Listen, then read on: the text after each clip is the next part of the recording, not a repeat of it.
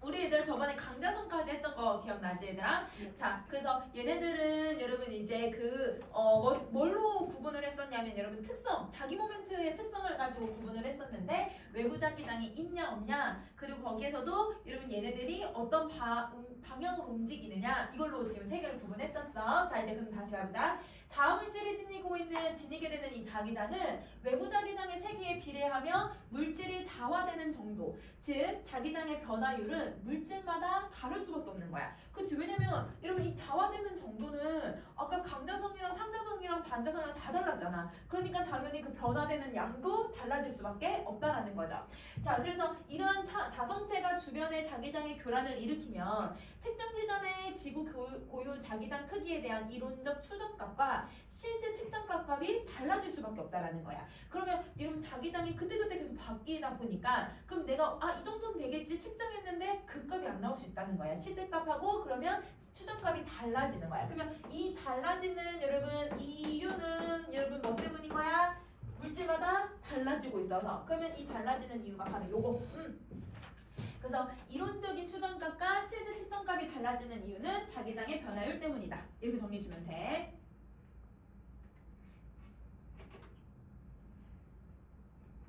자, 이때 측정값에서 추정값을 뺀 값을 자기 이상이라고 해. 그러니까 약간 오차라고 생각하면 이해하기 쉽겠지. 그래서 여러분 자기 이상이라고 하는 애는 여러분 측정값에서 추정값을 뺀 거. 이렇게 정리해 주시면 돼요.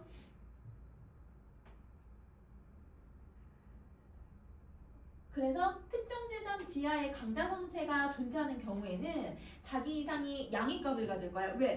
얘는 외부 자기장이 없어도 항상 이런 자화가 되는 성질을 가지고 있으니까 이러면 측정값이나 이러면 내가 예상한 것보다 측정값이 항상 위에 있는 거야. 더 많은 값을 갖고 있는 거지. 그래서 자기 이상이 강자성체 같은 경우는 이 값이 얘들아 어떤 값을 갖냐? 무조건 얘는 양의 값.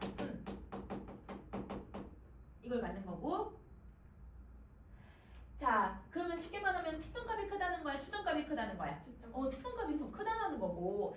그 다음에 반자성체가 존재하는 경우는 얘는 이미 음의 값을 가지고 있잖아요. 왜? 반대로 움직일 거니까. 그래서 반자성체는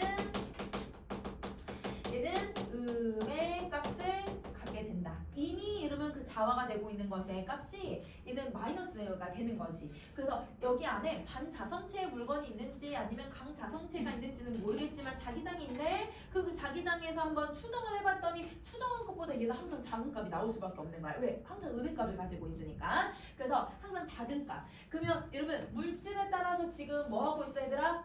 다르게 나타나고 있는 거 이해되지? 자, 자기 이상의 정도는 자아물질이 지니고 있는 자기장의 세기 및 자아물질의 매장량에 의해서도 비례가 될 수밖에 없겠죠. 그러면 반자성체가 많으면 많을수록 여러분 당연히 음의 값이 당연히 어떻게 될 수밖에 없어? 더 커지는 거야. 왜? 그 자성체가 가지고 있는 자화의 정도가 하나가 있을 때랑 10개가 있을 때랑 100개가 있을 때는 달라질 테니까. 강자성체도 얘들아 하나가 있을 때랑 얘가 10개가 있을 때랑은 달라지겠지. 그러니까 얘가 여러분 뭐에 따라 달라지냐면 매장량에 따라서 비례하고 그 다음에 자기장의 세계에 의해서 비례한다 라고 정리해주면 돼. 그래서 자기 이상과 여러분 세기, 자기 이상과 여러분 매장량 모두 다 비례관계. 이렇게 정리해주시면 돼요. 모두 다 비례관계를 갖고 있다.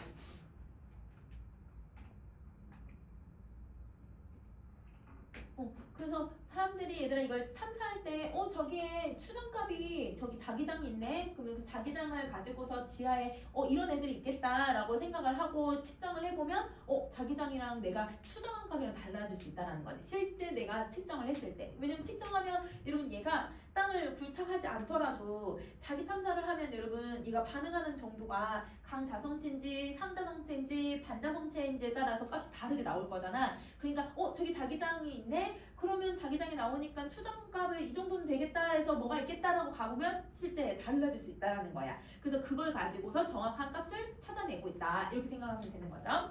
자, 한편 자기 탐사 기법만으로는 집안에 대한 충분한 정보를 얻어낼 수는 없어. 그 경우는 지하 암석 구조물의 밀도 차이로 인해서 발생하는 지구의 중력장의 변화를 측정하는 중력 탐사 기법을 병행하기도 해야 되는 거예요. 그러면 여러분 자기 탐사만으로 얘들아 무조건 여러분 이 측정이 완벽하다라고 할 수가 없는 거야. 그러면 자기 탐사도 얘들아 뭐가 발생할 수 있다는 거예요? 오차가 발생할 수 있다. 그러면 오차가 발생한다는 건 여러분 그 정확한 물질이 무엇인지를 파악할 수 있다 없다? 파악하지 못할 때도 있다. 그러면 여러분 여기 정확한 지반 정보 파악이 안 될 수 있다. 뭐 경우에 따라서 다르겠지만 여러분 어떤 경우는 여러분 여기에 반자성체하고 강자성체가 막 섞여 있어. 막 섞여 있으니까 그럼 여러분 약간 서로 상쇄돼가지고 그러면 여러분 거의 약간 값이 거의 이 자기 이상의 값이 큰 값도 안 나오고 작은 값도 안 나오고 0 정도가 이렇게 나온다고 하면 그러면 상자성체가 있나? 이렇게 생각할 수도 있는 거죠. 왜냐면 땅을 직접 파본 게 아니니까. 그래서 이걸 더 정확하게 알려면 중력 탐사 기법을 사용을 해야 된다는 거예요. 자, 그러면 이거는 밀도로 이제 구분을 할 거니까. 자, 중력 탐사 기법은 질량이 큰 물질에 더 큰 중력이 작용하는 것에 기반을 해서 중력 이상을 측정을 하는 거야. 그러면 이러면 자기 탐사는 그럼 아까 뭘 찾는 거였어? 자기 이상을 찾는 거였잖아. 그럼 중력 탐사는 뭘 찾는 거야? 중력 이상을 찾는 거네. 그러면 여러분 자기 탐사는 자기 이상을 가지고서 탐사를 하는 거고 중력 탐사는 중력 이상을 가지고 찾는다. 이렇게 생각을 해주시면 돼요. 그러면 여러분 중력 이상은 여러분 무엇에 기반을 하고 있냐면 물질이 크면 클수록 여러분 질량이 크면 클수록 중력이 크게 작용한다. 그러면 얘는 여러분 중력 이상은 질량과 여러분 중력에 얘들아 영향을 받는 게 얘들아 무슨 관계를 가지고 있는 거야? 비례 관계를 가지고 있다. 이렇게 정리해주면 되지. 중력과 그 다음 질량의 관계는 비례 관계를 갖고 있다. 자, 근데 구체적인 실체 값을 나왔을 때랑 중력 이상은 실측 중력에서 표준 중력을 빼주면 된대요. 그러면 여러분 중력 이상이라고 하는 건 어떻게 계산을 하냐면 실측하는 중력 내가 실제로 계산한 이 중력에다가 표준의 중력을 빼주면 된다. 이렇게 얘기하고 있네. 자, 근데 아까 얘들아 밀도가 크면 클수록 중력값이 어떻게 된다고 했어? 커져. 그치. 중력이니까 일단 밀도가 크다라는 거는 질량이 더 크다라는 뜻이거든. 그러면 여러분 내가 밀도나 아니면 중량이 더 크다라고 하면 실측한 중력이 더 크다라는 뜻이잖아. 그러니까 이게 크면 중력 이상도 커지게 된다는 거야. 그러면 여러분 밀도가 큰 애들은 여러분 중력 이상 큰 값이 나온다라고 생각해주면 되는 거지. 자, 그래서 즉 지하에 매장된 자원의 밀도가 클수록 실측 중력값이 크기 때문에 어느 지역의 실측 중력이 주변보다 크게 설정이 되어 있다면 밀도가 큰 자원이 매장되어 있을 것이라고 예상이 가능하다는 거예요. 그러면 여러분 얘가 큰 값이 나온다고 하면 주변에 있는 표준값보다 얘가 더 큰 값을 가지고 있다면 그러면 이거는 뭘 상징하고 있는 거냐면 밀도가 큰 여러분 게 매장되어 있다. 이렇게 생각해주면 되는 거야. 자, 암연과 같은 여러분 주변 물질에 비해 밀도가 낮은 물질이 지하 퇴적물의 주요한 구성 성분일 경우에는 중력 이상이 당연히 음역값을 갖겠지. 왜냐면 실측한 중력값이 작은 값이 나올 거니까. 내륙에서 주로 사용되는 자화물질의 특성과 그 다음에 일반적으로 해수의 염분이 퇴적되어 나타나는 이 암염의 특성을 고려한다면 중력 탐사의 결과 특정 지역의 암염의 비율이 만약에 되게 높다면 해당 지역의 집안에는 자화물질의 경우는 함유량이 적을 것이라고 추정을 할 수가 있는 것이다. 그러면 자 여러분 암염은 어떤 특징을 가지고 있냐면 여러분 내륙에서 사용되고 있는 자화물질의 특성이 있고 그 다음에 여러분 일반적으로 해수염분이 퇴적되어서 나타나는 암염의 특성을 고려한다면 암염은 여러분 지금 이 해당 지역에서 얘들아 이 내륙에서 나타나는 특징이 잘 나타나지 않는다는 거야. 그러니까 이 해수의 염분이 퇴적되어 있는 성질이 더 많이 나타나니까 그러니까 여기는 자화 물질의 함유량이 적을 거라고 생각하는 거니까. 그러면 뭘 고민하는 거야? 여기 중력 이상 같은 경우는 작은 값을 가지고 있을 거고 자기 이상도 그러면 작은 값을 가지고 있으면 이거 암염일 가능성이 있겠다. 이렇게 생각할 수 있다라는 거지. 그래서 얘는 하나만 보지 않고 여러 가지의 그 집안의 특성들을 고려하면서 여러 가지 요소들을 같이 다 탐사를 해서 그 안에 뭐가 들어갔을지를 예측을 해볼 수 있다는 거야. 만약에 여러분 이런 경우도 있겠죠. 어떤 경우는 여러분 밀도가 되게 높은 애가 있는데 얘가 밀도가 높은데 근데 여러분 자기 이상은 되게 낮아. 그러면 여러분 이런 경우도 있을 거고 그 다음에 얘가 밀도는 낮은데 자기 이상이 큰 경우도 있을 거고 그러면 이 경우도 지역의 특성에 따라서 고려해 볼 수 있다. 이렇게 생각해 주면 될 것 같아. 그러면 여러분 마지막 부분은 암염이 얘들아 뭐에 대한 걸로 다 설명됐어. 얘들아 예시를 가지고서 그러면 여러분 자기 탐사 말고도 중력 이상을 가지고서도 예측할 수 있다. 이렇게 정리해 주면 되는 거지. 자, 그러면 여러분 여기까지 정리 다 하셨으면 선생님 오늘 나눠준 거 한번 봐보자.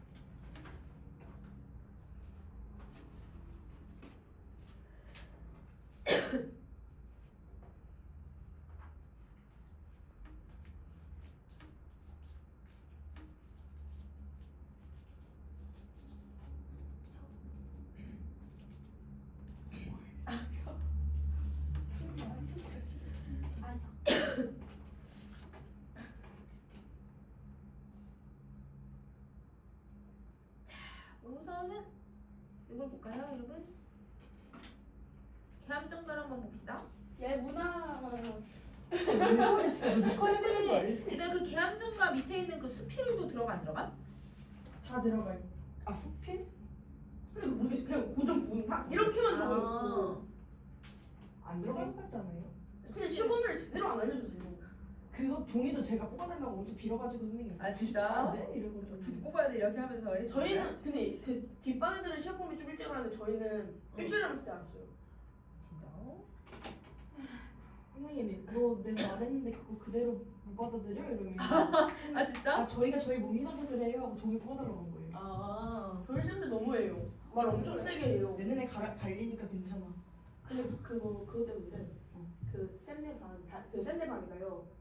쌤이 조퇴를 안 시켜줘가지고 교무실에서 쓰레기통 던지고 난리를 엄청 쳐가지고 욕쓰고 그것 때문에 쌤이 다른 학교 가시는 거예요. 아예 쉬시는 거 아니에요? 알 쉬시는 거? 다른 학교 가신대. 쉬시는 걸걸? 알 쉬시는 거? 아 선생님 우리한테 국어쌤이? 네. 좀 쉬고 싶다 했을걸? 근데 그 쌤이 진짜 조퇴랑 외출 중이랑 아무것도 안 보여주기로 좀 엄격하세요. 수치고 딱 정확하게 지키시는 분이시구나. 근데 그 일진이에요. 그건 그 반 일진. 너무하지. 그 반 일진.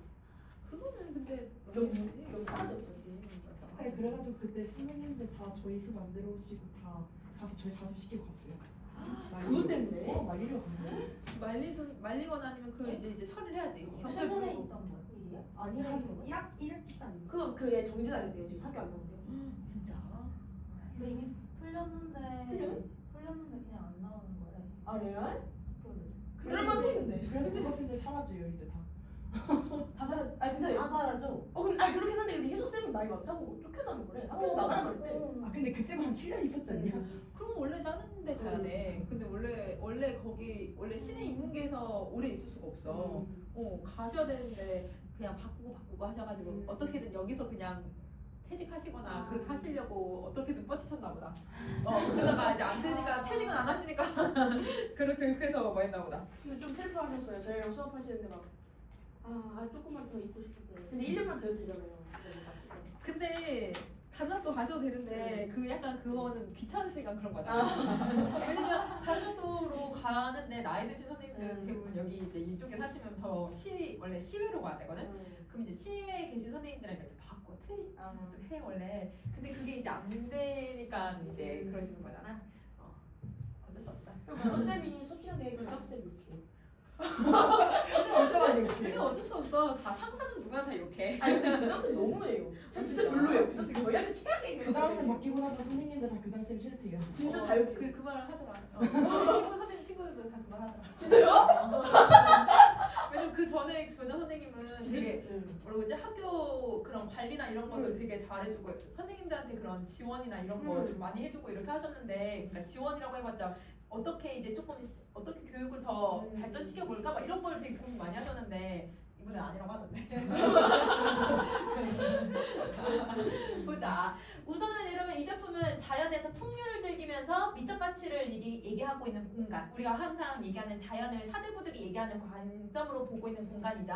자, 이 간은 자연은 화자가 흥취를 느끼는 공간이기도 한데 근데 여러분 뭘 드러내고 있냐면 향촌 사족의 가문의식 그러니까 얘들아 집안에 대해서도 이야기를 하고 그 다음에 유교적 가치를 실현하는 관념적 공간이라고도 생각을 하는 거야. 그럼 여러분은 여기서 유교적 가치를 두 개 중에 하나는 찾으면 되는 거야. 뭐 찾으면 돼? 충 아니면 효만 찾으면 되는 거야. 그러면 여러분 가문이랑도 관련이 되고 그 다음에 여러분 유교적 가치라고 했으니까 그러면 여러분 효 아니면 충에 대한 내용이 어딘가 있겠다 이렇게 생각하면서 그것만 내용이랑 찾아주면 되는 거야. 자 그럼 첫 번째 문제 한번 봐보자. 청춘에 병이 들어서 공산에 누워 있었더니 여러분 실제로 이 작가는 여러분 나중에 노년이 돼서 실명을 해요. 노안 때문에. 그러니까 실명을 하니까 지금 이 병이 들었다는 우리 대부분 자연 속에서 병이 들었다는 건 여러분 뭐 일단 우리 연화고질 막 이런 건데 자연 때문에 병이 든 게 아니라 진짜 내가 눈이 안 보이는 상황.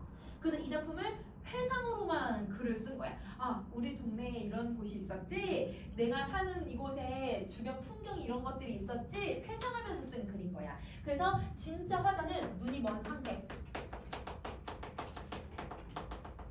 그러니까 아무것도 못하고 빈 산에 누워있다라고 표현을 하고 있는 거야. 그래서 한 조각 남은 꿈에 호랑나비의 날개를 빌려서 강한 바람에 곡기 잡혀서 남포로 내려갔더니 그럼 여러분 꿈에 자기가 뭐가 됐다고 얘기를 하고 있는 거야? 나비가 되었대. 그러면 여기서 두 번째 줄부터는 얘들아 꿈에 들어가는 내용을 얘기해. 그러면 꿈에 들어가는 걸 뭐라고 해 얘들아?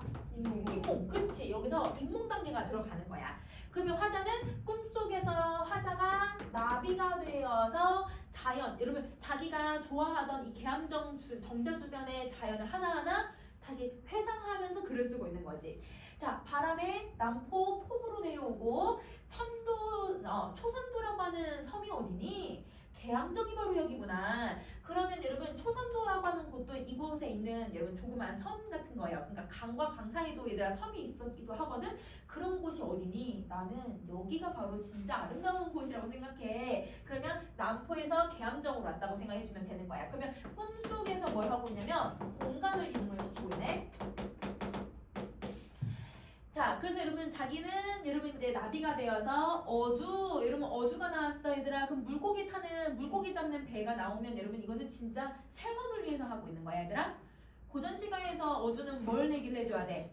나의 풍류, 그치? 유유자적한 삶, 그치? 그래서 여러분 이거는 자신의 풍류를 즐길 수 있는 수단이 되는 거고요. 그 풍류를 즐기는 수단을 타고 백구 여러분 갈매기에게 길을 물어서 구비구비 돌아드니 수석이 맑구나. 그러면 여러분 이 자연들이 다 맑고 곱다라고 예쁘다고 얘기를 해. 칭찬하고 있으니까 자연에 대한 예찬. 그치? 자, 시냇가에 누운 돌은 석처럼 벌려있고 석국의 뜻을 봤더니 여러분 이거는 얘들아 바둑판이라는 뜻이야. 그러면 여러분 요거는 시냇가에 누운 돌이 뭐 같다라고 생각한 거야? 바둑판 같다라고 생각을 한 거예요. 그러면 A는 B인 거네. 근데 여러분 B인 것도 되지만 뭐뭐처럼이라고 했으니까 비유법이 쓰였거든. 그러면 돌이 원관념, 그 다음에 석국이 보조관념. 그러면 얘는 지구법. 지금 쓰고 있다. 그래서 자기가 바라보고 있는 이 돌의 모습이 그러면 어떤 모습으로 있는 거냐면 돌이 울퉁불퉁하다는 뜻이야.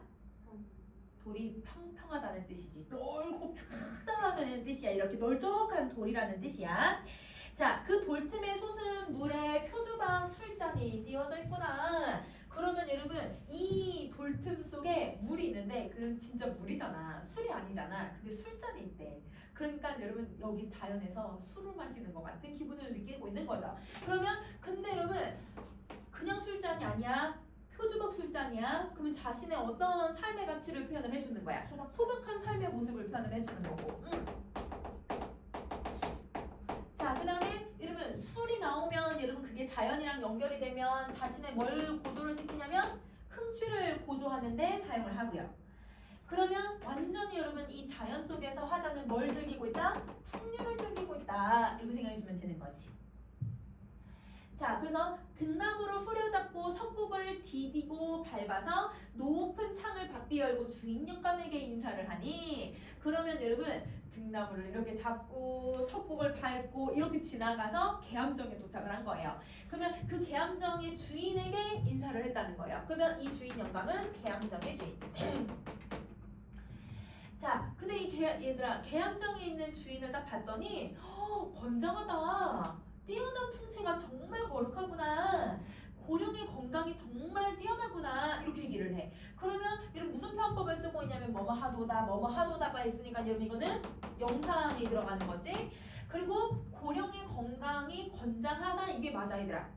풍채가 여러분 건장하다. 그리고 고령의 건강이 거룩하다. 이게 맞거든. 그러면 여러분 뭘 봐도 돼 얘들아. 이거는 문장 도치가 일어난 거지.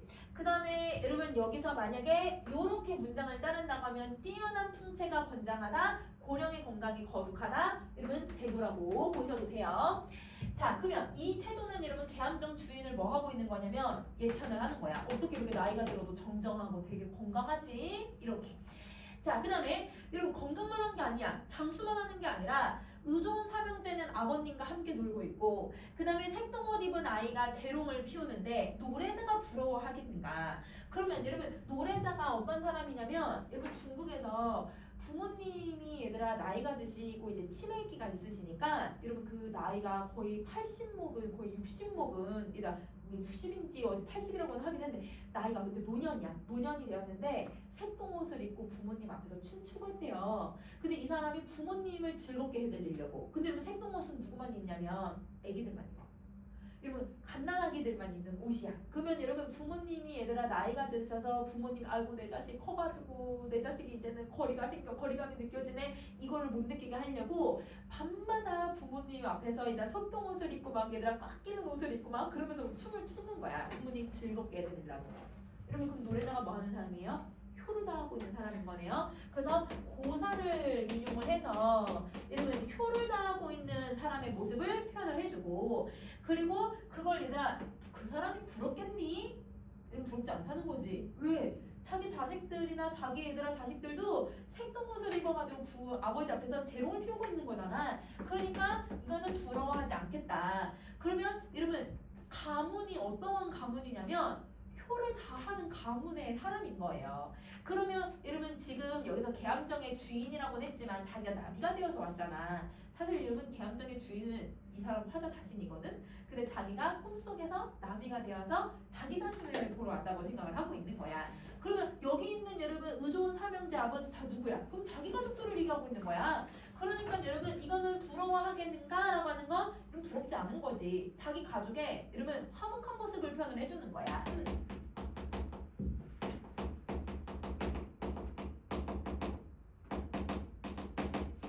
이걸 서리법으로 표현을 해주고 있고, 자, 그 다음에 다시 또 갈게. 검은고와 비파와 서책은 책상 위에 다 둘러져 있고, 그러면 여러분 책 읽다가 악기도 한번 연주하고, 그 다음에 여러분 이 좋은 계암정이라고 하는 정자에서 이다 책도 읽고, 여러분 한가롭게 지내고 있는 거잖아요. 한가롭게 지내면서도 뛰어난 자식들은 뜰 앞에 쫙 펼쳐져 있대요. 자기 후손들이 이렇게 쫙 다 성공했대요. 그러면 여러분 이건 보기에서 아까 나왔듯이 향촌사족에 어떤 모습을 보냐? 가문의식을 보여주는 거야. 자신 가문이 이렇게 뛰어나다라는 거야. 그럼 가문이 왜 뛰어나냐면 여러분 관직에 나가서 뛰어난 게 아니라 유교를 실천하고 있어서 뛰어나다라는 거지. 그러면 가문의 얘들아 그 효를 실천하는 거와 효실천과, 그 다음에 가문 자식들이 얘들아 이렇게 번성해가지고 자식들이 잘 장성해가지고 쫙 얘들아 또 후손 낳고 쫙 펼쳐져 있으면 이게 얼마나 뿌듯해. 그러니까 그 가문의 번영을 표현을 해주고 있다. 이렇게 생각해 주시면 돼요. 자, 그 다음 거 가세요. 자, 그 다음에 인사를 마친 후에 난간에 빗게 앉아. 자, 이러면 인사를 마친 후에 난간에 빗게 앉아. 원근의 산천에 이제 한눈에 부어봐. 그러니까 얘들아 이제 인사를 마치고 그 다음에 이제 계암정의 풍경을 쭉 돌아보기 시작을 하는 거죠. 그러면 계암정 주변의 경강을 감상을 하고 있는 거야. 자, 동치병, 서치병은 덩어리도 수려하고 그러면 이런 거 지금 수능 특강에는 별표 표시가 수능 특강이다. 여러분 모의고사에는 별표 표시가 없어. 이 정도 한자는 읽어야 돼. 병자는 읽어야 돼. 병이 병풍, 치는 향치.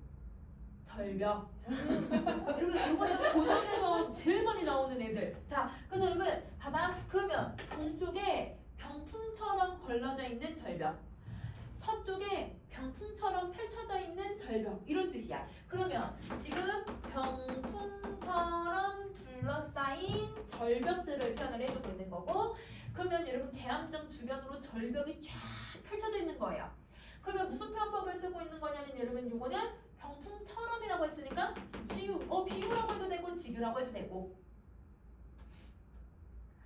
그래서 기암괴석은 골짜기마다 다 절벽이구나. 그러면 여러분 여기 이렇게 절벽들 쫙 펼쳐져 있고 여기 이렇게 얘들아 계암정이 딱 있으면 그러면 이 절벽들 사이에 얘들아 막 이상하게 생긴 막 돌멩이들도 막 있을 거 아니야. 근데 그 돌멩이들과 절벽이 너무 이쁘다고 얘기하고 있는 거지. 자, 그러면 그게 절경이로구나. 이러면 또 로자 들어갔어? 그럼 이건 감탄이잖아요. 그래서 주변 경강에 대한 감탄, 지금 영탄법을 써주고 있는 거야. 자, 그리고 일월산 한 줄기는 남쪽으로 뛰어내려가서, 그럼 여러분 산이 여기 제주도만 여러분 산이 이렇게 한라산 하나밖에 없지만 서울은 산맥으로 되어 있잖아요. 육지는. 그래서 이런 식으로 일단 산맥 일월산이 이런 식으로 여러분 쫙 줄기가 뻗어서 어느 쪽으로 간다? 남쪽으로 가는 거야. 남쪽으로 딱 뻗어가고 골짜기마다 용이 서려져 있고 범이 웅크리고 있는 것 같아. 그럼 여러분 요 골짜기는요 용처럼 보인대요. 요 골짜기는 호랑이처럼 보인대요. 그러면 용이나 호랑이를 설명하고 있는 이유는 여러분 이 산이 여러분 어떻다는 거야? 영험하다. 위용이 있다. 산에 어떤 여러분 좋은 정기가 느껴진다. 이걸 얘기하는 거야. 그래서 여러분 여기는 용이 범이 서려있고 웅크리고 있다라고 해서 문장 비슷하니까 대구법을 쓰고 그 대구법을 통해서 일월산의 위용 여러분 위험 이걸 표현을 해주고 있다라고 생각해주면 돼. 자, 그 다음 거 얘들아 22번 청산벽계. 여러분 청산벽계 할 때 얘들아 산은 읽을 수 있겠고 여러분 개자가 무슨 개자더라? 신앤물. 신은물. 그치. 그럼 여러분 이쪽에 신은물도 이렇게 흘러가는데 산이 쫙 펼쳐져 있고 신은물이 흘러가서 백리니까 여러분 거의 여러분 40km거든요.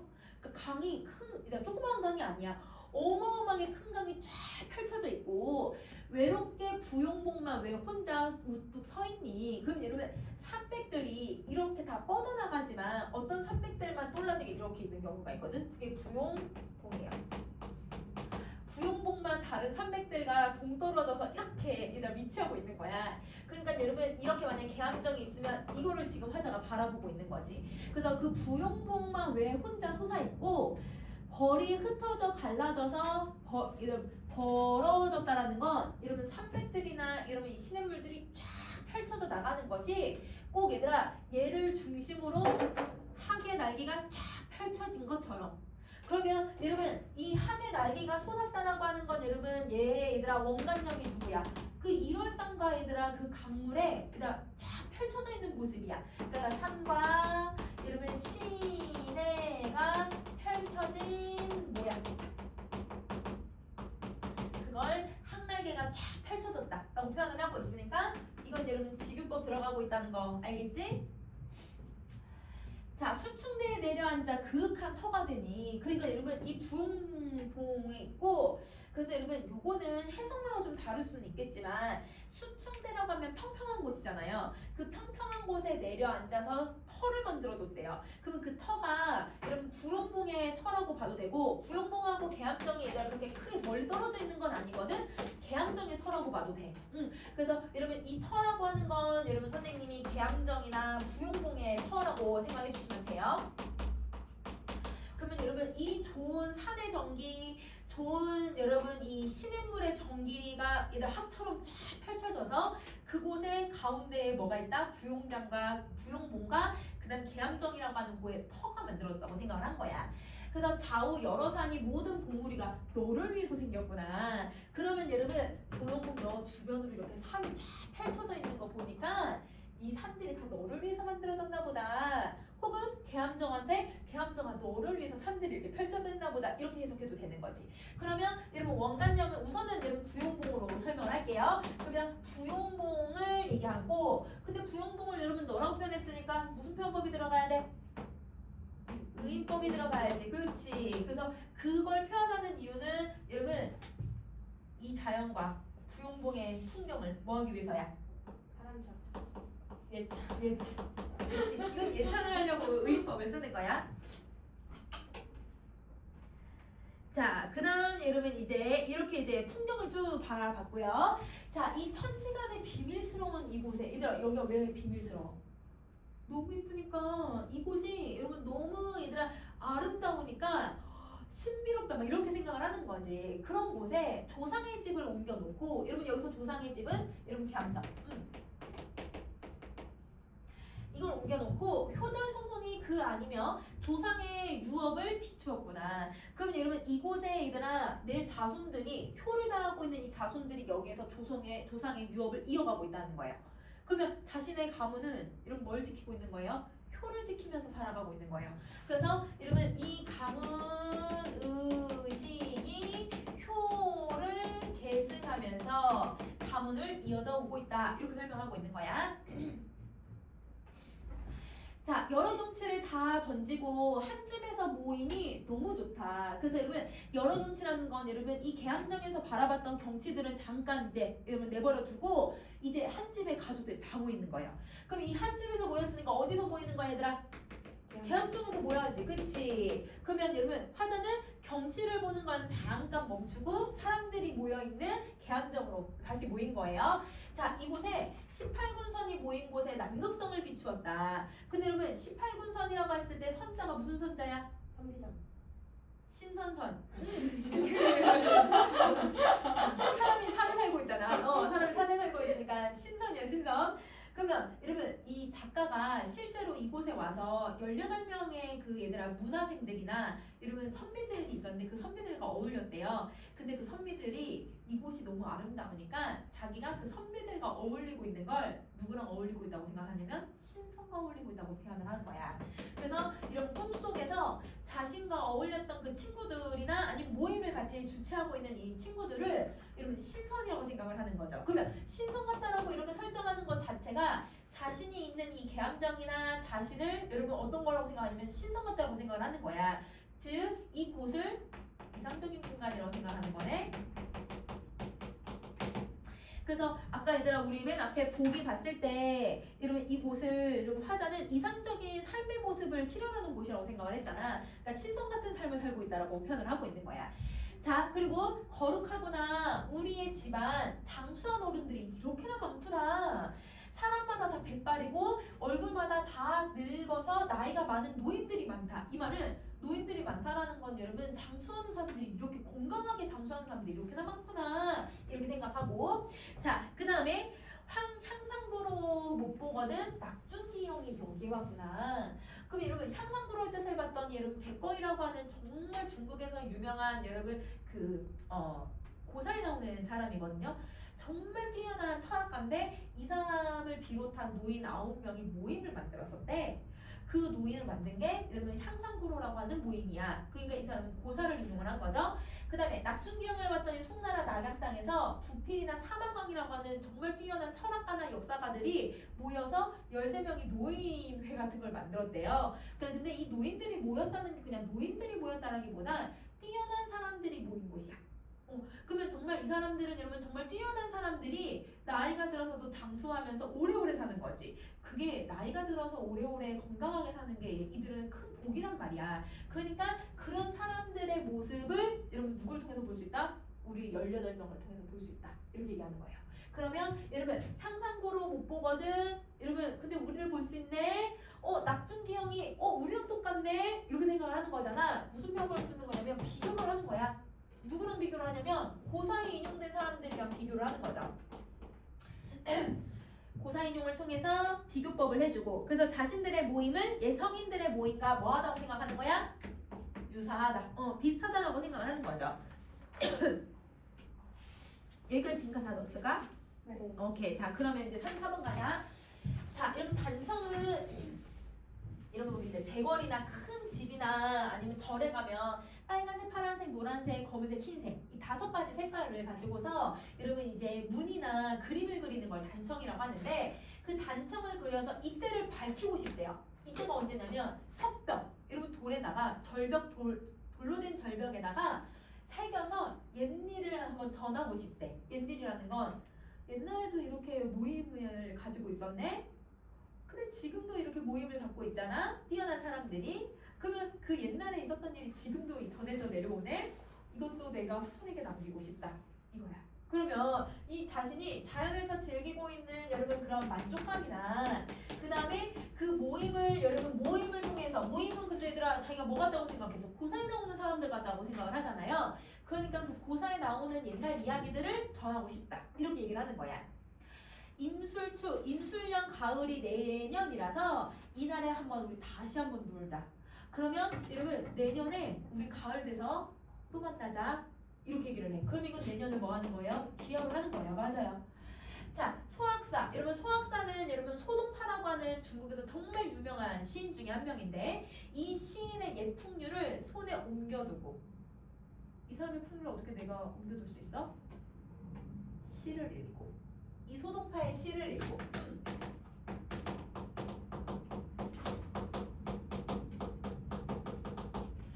소동파의 시를 읽으며 술잔에 가득 부어서 장수를 다시기 원하니 그러니까 여러분 사람들끼리 모여서 여러분 옛날 시들도 읽고 시도 읽고 그러면서 여러분 술잔 기울이고 그러면서 여러분 장수를 기원해서 우리 내년에도 건강하게 봅시다 이렇게 하는 거예요. 그러니까 남산의 송백은 푸르르구나. 그러니까 남쪽에 있는 소나무, 잣나무 푸르르고 축수가 아니라 장수를 기원하는 거야. 장수를 마친 후에 군선, 신선의 무리. 아까 여러분 신선의 무리들이 누구였어? 자기를 포함한 18명의 신선들이잖아. 18선비는 좀 그러나 18명 신선. 그 다음에 여러분 자신. 자, 이 자신의 손을 잡고 초선도로 가려고 하니 아까 이제 초선도가 어디였냐면 여러분 초선도는 여러분 이 계암장 오기 전에 초선도가 어디니? 물어봤던 곳 있잖아요. 근데 초선도에도 얘들아 무슨 한자가 들어가 있어? 신선. 신선이 사는 곳이 어디니? 그곳에 얘들아 신선 사는 곳으로 가보려고 했더니 청청한 하계 소리를 깨달으니 이게 꿈이구나. 그러면 여러분 자신이 꿈속이라는 걸 깨닫게 된 거예요. 그럼 뭐 했다는 거예요, 여러분? 강몽을 했다는 거네, 그치? 꿈을 깨닫는 거야. 그러면 여러분 화자는 꿈속에 들어가서 자신이 얼마나 행복하게 일단 만족하면서 살고 있는지를 보여주고 있었다. 이렇게 정리해주면 될 것 같아. 자, 그 다음에 강태종으로 가세요. 근데 여기 그림 아까 그림했을 때 이렇게 날개처럼 펴지면 반대쪽에도 산이 있는 거예요. 아니 약간 여러분 이렇게 산이 이렇게 그러니까 이렇게 산이 이렇게 있고 여기가 푸른 그러니까 이렇게 펼쳐져 있는 거. 아 그런 느낌. 약간 가르스. 약간 이렇게? 이렇게. 근데 내가 이렇게 그렸잖아. 남쪽으로 뻗으니까 이렇게 있는데 중국이 여기 있으니까 이렇게 날개. 이렇게. 그런 느낌. 이렇게 보여도 되고 이렇게 그려도 돼. 응. 아니 오른쪽으로 그리면 이렇게 해서 이렇게 날개. 이거. 한이 그림 집착해서 그래요. 어쩌나. 어쩔? 텐션 왜 그러지? 힘드네.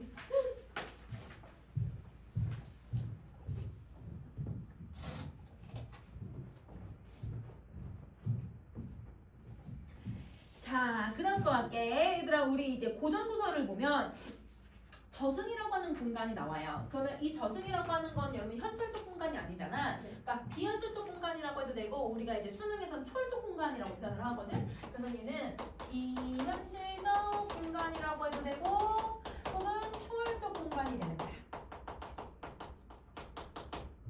이렇게.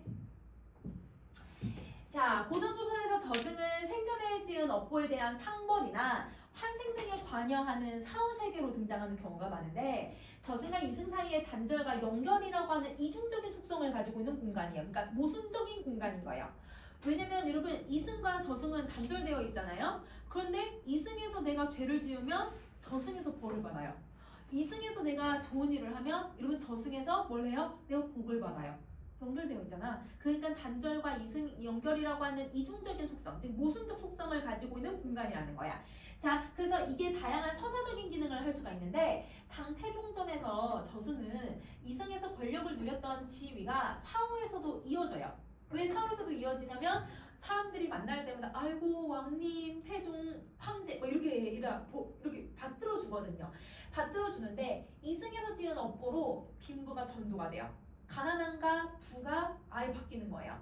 그래서 이러한 저승에서 권력자는 자신의 업보로 인해서 위기를 겪지만 이승에서 선행을 베푼 자의 업보를 통해서 이걸 모면하고 끊어졌던 환생의 가능성을 되찾으면서 죄를 뉘우치는 거야. 그런 구조를 가지고 있는 글이라는 거예요. 그러면 여기서 여러분은 뭘 찾아야 돼요? 여러분 권력자를 찾으셔야죠. 그러면 그 권력자가 어떤 업보 때문에 어떻게 빈부가 전도가 되고 어떻게 위기가 발생하고 그걸 여러분 선행을 베푼 사람의 누구에게 도움을 받는지를 찾아줘야 되는 거야. 자, 그러면 여러분 앞부분 줄거리 한번 보자. 태종 황제에게 원한을 품은 용왕으로 인해 여러분 용왕이라고 하는 내용이 나오는 것 자체가 또 여러분 저승도 비현실적이지만 용왕이라고 하는 인물 또한 여러분 초월적 존재가 나타남으로써 비현실성이 부각이 되죠. 근데 여러분 비현실적의 다른 말이 뭐지 얘들아? 좋아. 전기성. 전기성이야 전기성. 자, 그래서 이 용왕으로 인해 태종 황제는 죽어서 저승에 가게 되는 거예요. 그러면 여기서 여러분 업보를 진 사람이 누구냐면 태종 황제가 되는 거지. 업보를 진 사람이야.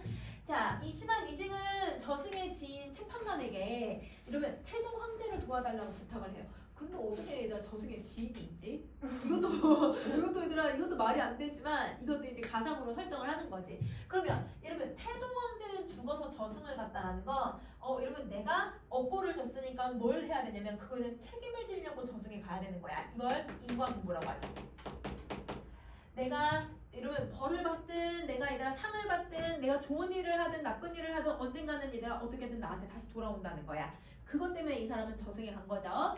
자, 십전명왕이 태종황제를 향해서 말하기를 폐하가 경하용왕으로 빌미되어 인간의 귀하신 몸이 더러운 곳에 녹대의 몸소 계시니 오랫동안 머무시는 게 감당이 안 되옵니다. 그러면 십전명왕이라고 하면 여러분 저승을 다스리는 왕이 여러 명이 있는데 그중 왕이 한 명이에요. 그러니까 염라대왕이 제일 그 사람이고 그 밑에 또 다스리는 왕들이 있거든요.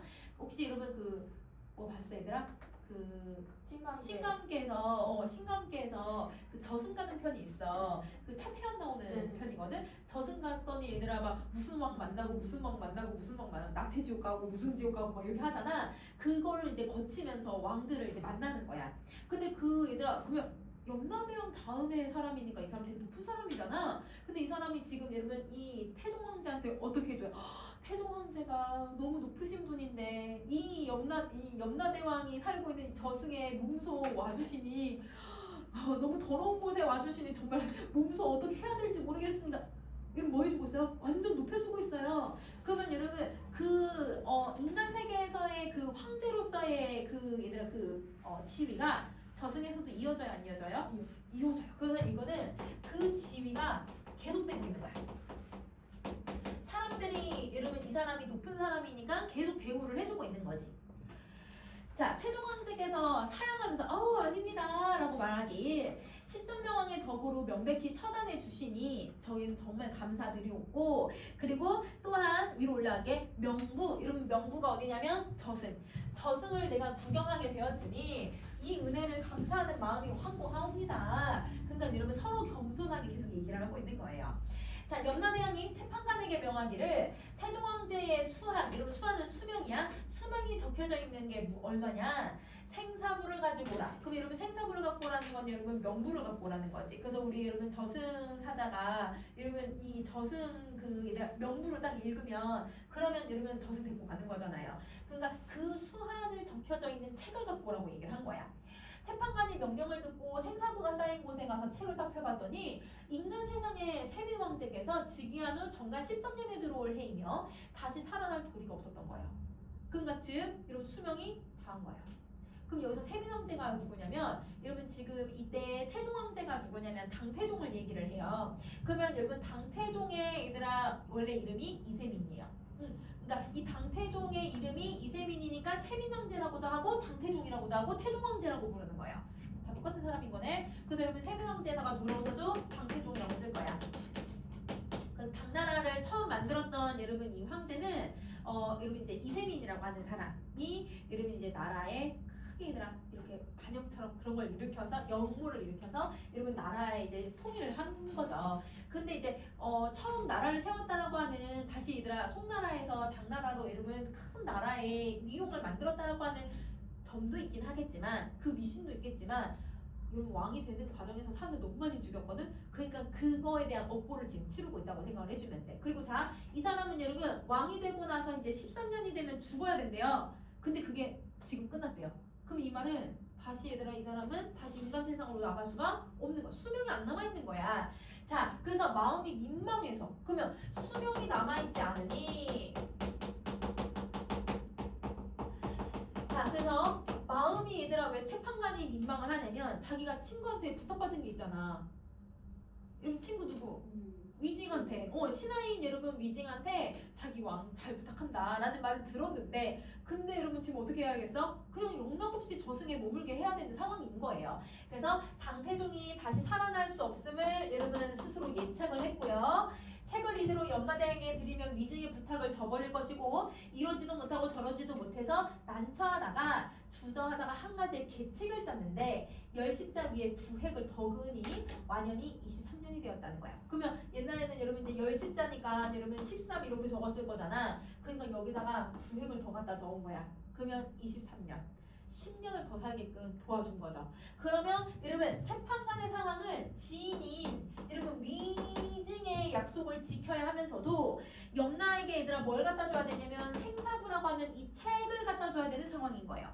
근데 이걸 갖다 줘야 되는데 여러분 이 사람의 수명은 남아있다 안 남아있다? 안 남아있어. 여러분 그러니까 사면초가의 상황인 거야. 이러지도 저러지도 못하는. 자, 그래서 십전명왕께 갖다 드리니 십전명왕이 책을 받아보면서 놀라면서 말하기 태종 황제께서 10년을 지레 일찍 들어와서 저승에 계시니 바삐 다시 인간 세상으로 나가셔야겠습니다. 태종 황제의 말하기에 10년 후에 다시 보려고 하니 인간 세상에 가서 지부, 저승에 무슨 정표라도 하나 갖다 주시면 좋겠습니다. 그러니까 저승에 왔다가 다시 또 인간 세상에 또 가는 거니까 그러니까 이 정표 좀 갖다 주십시오. 너가 왔다라고 하는 흔적. 그러면 태종이 말하기를 가라사가 말하기를 이란 뜻이 아니라 말하기를 지부에 무엇을 쓰시려고 합니까? 저승에서 뭘 쓰시려고 하십니까? 만약 저승에 없는 것을 구하신다면 그거대로 제가 보내드리겠습니다. 십전명왕이 말하기를 다른 건 다 있지만 지부의 토질이 여러분 이 지상과는 달라서 수박 하나가 딱 없으니 수박을 보내주셨으면 좋겠습니다. 그게 정표인 거예요. 이 사람이 저승이 왔다간 흔적. 그러면 십전명왕이 당태조에게 정표로 바란 건 수박을 바랬다. 이렇게 생각해주면 되는 거야. 자, 그 다음 15번째. 재판관이 높은 데 올라가서 바라보고 놀라면서 말하길 태하께서는 이제 인간 세상에 못 가십니다. 왜? 왜냐면 아까 원래 23년이었잖아요. 13년이었잖아요. 13년. 그러니까 못 나가게 되는 상황인 거야. 태종 황제가 놀라서 아니 무슨 연구로 그러느냐. 재판관이 말하길 폐하께서 인간 세상에 있으면서 천하를 다투실 때 그러니까 나라를 통일할 때 저 사람들이 전쟁에서 무고하게 죽었는데 원한을 품었다가 원수를 갚으려고 지금 쳐들어오고 있습니다. 그러니까 당신은 이 곳을 빠져나갈 수가 없습니다. 이 일은 진실로 부처라도 구하지를 못할 것입니다. 왜? 원한을 너무 많이 샀으니까. 그래서 당태종은 사람을 죽인 여러분 뭐가 있었던 거예요? 업보가 너무 컸던 거예요. 자, 그래서 당태종에게 닥친 위기 상황을 누가 친절하게 다 설명해 주는 거야? 재판관이 다 설명해 주고 있는 상황. 그래서 태종 황제께서 실색할 정도로 크게 놀라 말하기를 그대는 아무쪼록 내가 나갈 수 있게 도움을 줘라. 그래서 재판관에게 부탁을 하니 재판관이 말하길 신의 힘이 부족함이 아니라 내가 힘이 부족해서가 아니라 계책을 짜려고 해도 여러분 천만 가지로 생각해도 계책이 없다. 왜? 이 사람이 잘못한 건 이 사람이 여기서 뭘 해야 돼요? 인간보에 따라서 처벌을 받아야 되거든요. 그래서 그러면서 탄식을 할 수밖에 없었다. 그 귀졸, 여러분 귀졸이 귀신병사야 얘들아. 그 귀신병사들이 일시에 얘들아 당태종에게 달려들어서 말하기를 자세히 보니 어떤 귀신은 목도 없어. 그냥 전쟁터에서 목이 잘렸겠지. 그리고 손도 없어. 손이 잘렸겠죠. 그리고 어떤 귀신은 창에 찔린 상태로 폐로 나타나기도 하고요. 그리고 어떤 귀신은 화살도 맞았어요. 그러니까 온갖 얘들아 전쟁터에서 죽은 귀신들이 다 온 거야. 그리고 그 귀신들이 당태종에게 애워싸면서 말하길 천지에서 천하를 통일하고 천자가 되셨으니 다행이지만 우리는 무슨 죄로 이런 몸이 되어서 주인 없는 외로운 혼으로서 하늘에 구름이 끼고 비가 와서 습기가 찰 때 거리로 나다니면서 얘들아 영혼이 그러니까 죽어서 이러면 그 혼백이 얘들아 원부를 해야 되는데 그러니까 성불을 해야 되는데 성불이라는 건 귀신이 가야 되는 곳으로 가야 되는데 그러지 못하고 떠돌고 있는 거야. 구천을 떠돌고 있는 거야. 너무 원통해서 구천을 내가 이렇게 떠돌고 있으니 이걸 원통함을 받아줄 사람도 없고 서러운 마음을 고할 곳도 없고 난 너라도 죽여서 원한을 갚아야겠다. 귀신들이 나타나서 원한을 갚으려고 하는 거예요. 그러니까 귀신들이 이 원통함을 풀어야 얘들아 옛날 이제 저승에 대한 이야기는 귀신들이 원통함을 풀어야 얘들아 구천을 떠돌지 않고 이러면 저승에 가거든요. 얘들은 지금 구천을 떠돌고 있는 거예요. 너무 전쟁터에서 억울하게 죽어서. 그러면 전쟁에서 억울하게 죽은 병사들이 외로운 혼이지 그게 바로 귀조들이라고 생각하면 되는 거야. 그러면 여러분 이 사람들은 가슴속에 원한을 삼겨 있는 거잖아요. 그러니까 그게 한자성어로 각골통안이죠. 뼈에 새길 정도로 원통함을 가지고 있다. 이런 생각이 드면 돼. 자, 그 다음 거 가보자. 자, 이렇게 해서 사망으로 애워싸니 태종황제께서 정신을 잃고 어찌할 줄 몰라 하더라. 잠깐만히 생각하다가 한 가지 개교를 내어서 귀신에게 이르기를 너희들은 잠깐 멈추고 내 말을 들어라. 내가 태종황제께 너희들의 사연을 구해서 너희들이 구처 이러면 구하고 처리를 해줄 테니 마음을 좀 놓고 있어라. 여러분 누가 도와주는 거예요? 재판관이 도와주는 거예요. 태종을 도와주는 거야. 그렇지. 태종을 계속 도와주는 거야. 이 사람 의리 있어. 얘들아 위진이 그 지인이 한번 부탁 안 하니까 계속 도와주는 거야. 자 이렇게 하니 귀신이 그 귀신들도 착하지 않냐 얘들아? 해결해준다고 하니까 물러나는 거예요. 재판관이 가만히 생각하고 일단 태종에게 말하길 저 외로운 혼의 근심을 면하고자 하시려면 그러면 폐하가 창고가 있는 곳에 있으니 그곳에 가셔서 동각 곡식을 내서 그들에게 나눠주시면 그들은 원통함을 조금 해소할 수 있을 것입니다. 그러면서 당태종의 위기 상황을 뭐 할 수 있는 모면할 수 있는 계책을 알려주고 있는 거예요. 근데 여러분 이 폐하의 창고는 조금 이따가 다시 볼 거예요. 자 위로 아래로 내려봅시다. 그러면서 이 당태종의 창고를 가리킨 거예요. 태종황제께서 크게 기뻐하면서 창고에 가보니 집은 넓고 크지만 그 가운데에 쌓인 건 아무것도 없는 거야. 창고를 지키고 있는 사람에게 물어봤어. 그럼 봐봐 여러분 아무것도 없어. 그러면 여러분 저 사람들한테 줄 게 있어 없어? 없지. 그러면 위기가 해소가 돼야 안 돼요? 안 돼요. 불가. 그대는 어떤 사람이길래 남의 빈 창고에 와서 왔다 갔다 하냐? 여러분 이 창고지기가 물어보는 거지. 그래서 당태종이 말하길 나는 다른 사람이 아니라 인간 세상에 있는 세민왕제다. 난 당태종이다. 그 창고지기가 이 말 듣고 태종왕제에게 원망하면서 말하기를 아니 사람이 인간 세상에 태어나서 남에게 준 것이 있었으면 이 창고에 쌓였다가 죽어서 저승에 돌아오면 이걸로 먹고 사는데 근데 황제는 세상에 나가서 세상에 태어나서 천자의 부귀함으로도 남들을 도와준 게 하나도 없으니 이 넓은 창고에 한낮의 공식과 1푼의 금전이 없을 수가 있냐. 그러면서 이걸 가지고서 나에게 무엇을 먹으라 하느냐. 만승천자라고 하면 여러분 정말 뛰어난 왕이야 아이들아. 어찌 훌륭한 왕이 이럴 수가 있는가. 이렇게 얘기를 해요. 그러면 여러분 여기 아까 폐하의 창고는 어떤 곳이라고 생각을 하면 되냐면 내가 과거의 행적, 즉 여러분 이승에 있을 때의 행적이지. 그러니까 이승의 행적을 여러분 뭐 할 수 있는 곳이냐면 다시 떠올릴 수 있는 환기시킬 수 있는 곳이에요.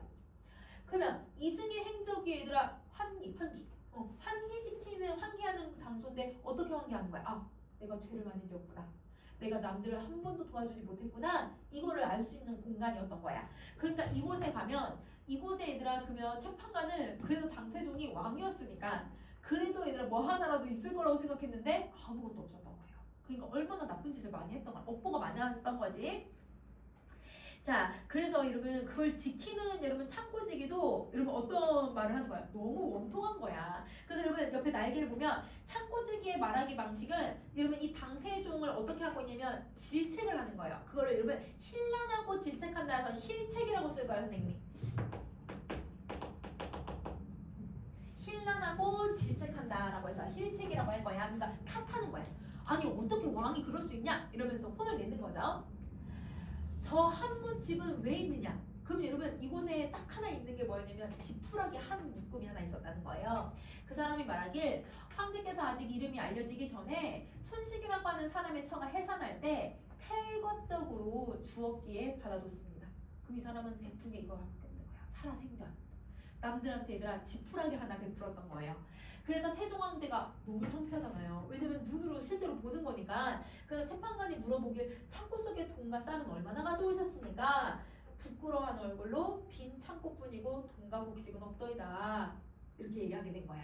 그러면 복에 제시된 여러분 어떤 모습이 나타나냐면 이승에서의 내가 저지른 여러분 어떤 행위, 업보로 인해서 여러분 이승에선 그렇게 얘들아 부자였던 사람이 저승에서 그지로 살게 되는 거네. 빈부가 뭐가 된 거예요?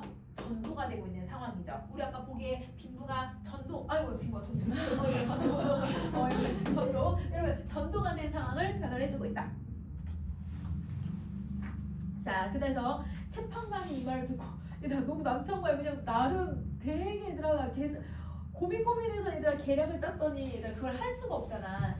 그래서 에휴 저기 황제의 도성 30리밖에 한 사람이 있는데 너의 백성인데 성은 장씨고 이름은 상으로서 삼국시대 때 여러분 삼국시대니까 여러분 삼국지에 나오는 그 배경이에요. 삼국지에 나오는 명장 연익장의 익덕의 후예입니다. 여러분 익덕이 누구냐면 삼국지에서 여러분 그 털 많이 다니는 사람 누군지 아세요 여러분? 삼국지를 몰라요? 유비, 관우, 장비 그 중에서 털이 제일 많은 장비의 후손입니다. 근데 여러분 장씨 후손이니까 장씨겠지? 장씨에 나오는 여러분 장비의 후손이라는 거야. 그러니까 이 이름 있는 사람의 후손이 살고 있는 거지. 근데 그 사람은 나이가 들고 집이 가난하기는 하지만 평생 적선을 하면서 살아왔대요. 그러니까 지아비는 신을 만들어서 남을 구원하는 까닭으로 그러니까 얘들아 신을 만들어서 남들이 얘들아 자기가 정성스럽게 만든 신발을 신고 편안하게 다닐 수 있게 도와줬고 그리고 금은과 돈을 이곳 창고가 세 곳이나 있대더라. 그 넓은 창고 세 곳에 가득 쌓고 여러분 노적이라는 건 여러분 계속 여러분 그 업보를 쌓아간다라는 거야. 그 업보가 좋은 것도 있고 나쁜 것도 있어 얘들아. 내 행동이야 얘들아. 좋은 얘들아 재물을 계속 쌓아가니 그 사람의 금은을 구워서 저 외로운 혼들에게 나눠주고 인간 세상에 가서 다시 갚으십시오. 누구한테 갚으면 돼 얘들아? 장상한테 갚으면 되는 거잖아. 장상한테 갚으면 되는 거잖아. 그래서 이승에 얘들아 이승에서 선행을 베푸는 사람이 있는데 그 사람이 얘들아 쌓아 올린 업보를 통해서 위기를 묘면하게 된 거예요. 그러니까 당태종은 여러분 부정적인 업보를 쌓았던 거고 그 다음에 여러분 이 장상이라고 하는 사람은 긍정적인 업보를 쌓았다라고 생각해 주면 되는 거야. 태종왕정께서 크게 기뻐하면서 재판관과 더불어서 장상의 창고에 가서 지키는 사람에게 청하고 창고 하나에 쌓은 금을 구워가지고 여러 혼을 불러서 위로해 주기를. 그러니까 이제 자기가 너무 창피하잖아 얘들아. 그러니까 자기가 이제 자기 뭐 백성이었든 자기가 얘들아 전쟁할 때 했던 그 백성들이든 아니든 얘네들한테 이제 친절하게 대해주는 거야. 너희 혼령을 위로하고자 금을 구워다가 너희들에게 나눠주니 비록 약속하지만 이걸 나눠가지고 이제는 부천을 떠돌지 말고 물러가라. 신전명부에서 너희들의 원한에 가득 찼음을 알면 내가 다시 세상으로 인도해서 너희들을 가게끔 도와주겠다. 이렇게 얘기를 해요. 그러면 여러분 이거는 너희들 원한을 풀어줬으면 좋겠다.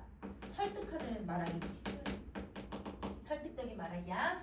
귀졸들이 서로 보면서 세미는 인간 세상의 황제로서 존귀하고 하물며 우리의 주장 판관이 명하시니 어찌 받들어서 평안 이걸 받들지 않겠습니까? 그래서 귀졸들이 세민의 말에 뭘 한 거냐면 수긍을 한 거죠. 그래서 물러나겠다는 거예요. 그러면 이 작품은 여러분 처음부터 끝까지 계속 얘들아 무슨 요소를 가지고 있는 거야? 전개적 요소 가지고 있는 거지.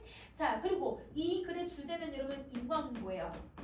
인간고의 모습을 보여주고 그 다음에 여러분 죽어서도 그게 끝나는 게 아니라 죽어서 다시 또 인간 세상을 나갈 수 있다는 거니까 윤회의 사상을 기반으로 하고 있는 작품이다. 이렇게 정리해주면 될 것 같아. 그러면 잠깐 쉬었다가 이제 육각형 한번 해보자. 그렇게 어렵진 않은데 1대1대 6대 98 뭐야 이게? 아까 이거 1대 3대 6대 18? 1대 3대 9대 18? 1대 3대 16대 아. 18, 54. 자, 봐봐.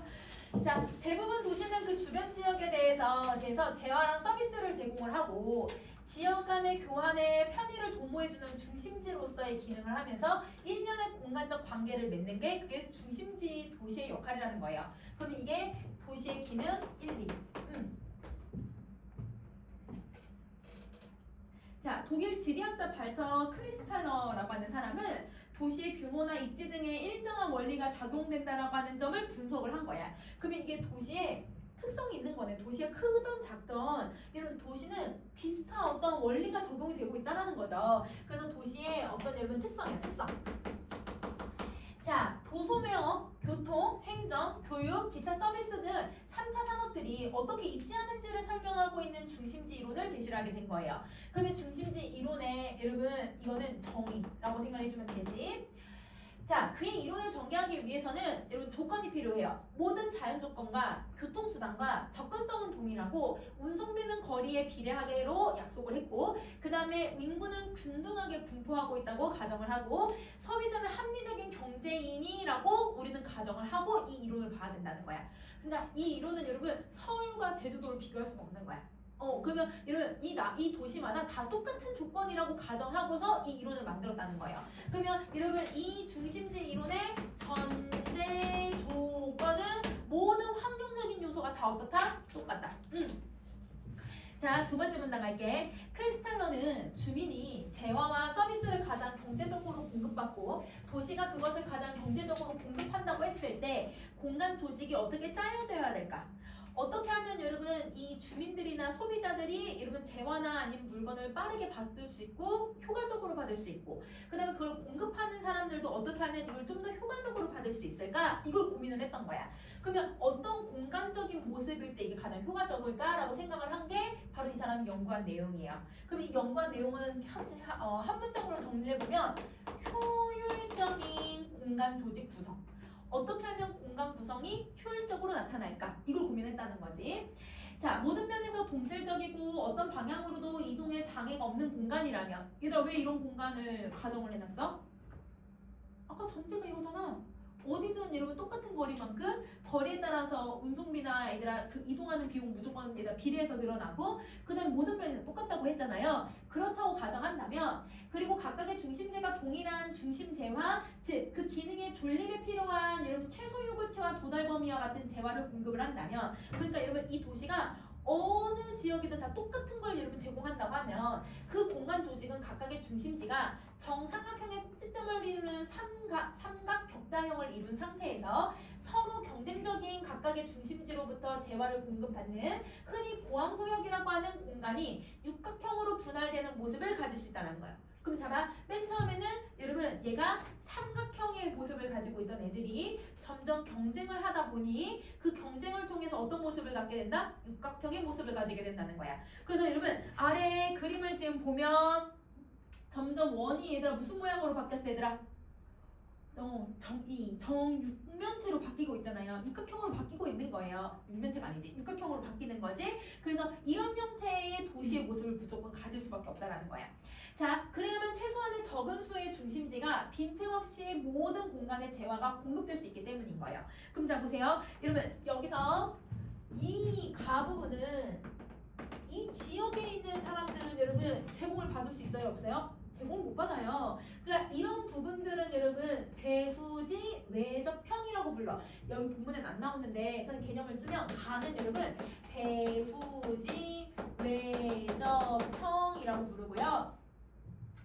자, 이 배후지 외접형이라고 하는 건 여러분 중심 지역이 있으면 중심 지역 주변에 있는 도시들을 배후지라고 하거든요. 그 배후지들이 바깥에 있다. 그러니까 이 경우는 여러분 서비스를 못 받는 경우도 있을 수 있다. 이렇게 얘기를 하고 있는 거야. 그러면 이 경우는 어떤 특성을 가지고 있냐면 서비스의 제공이 안 되는 지역이 발생할 수 있다는 거야.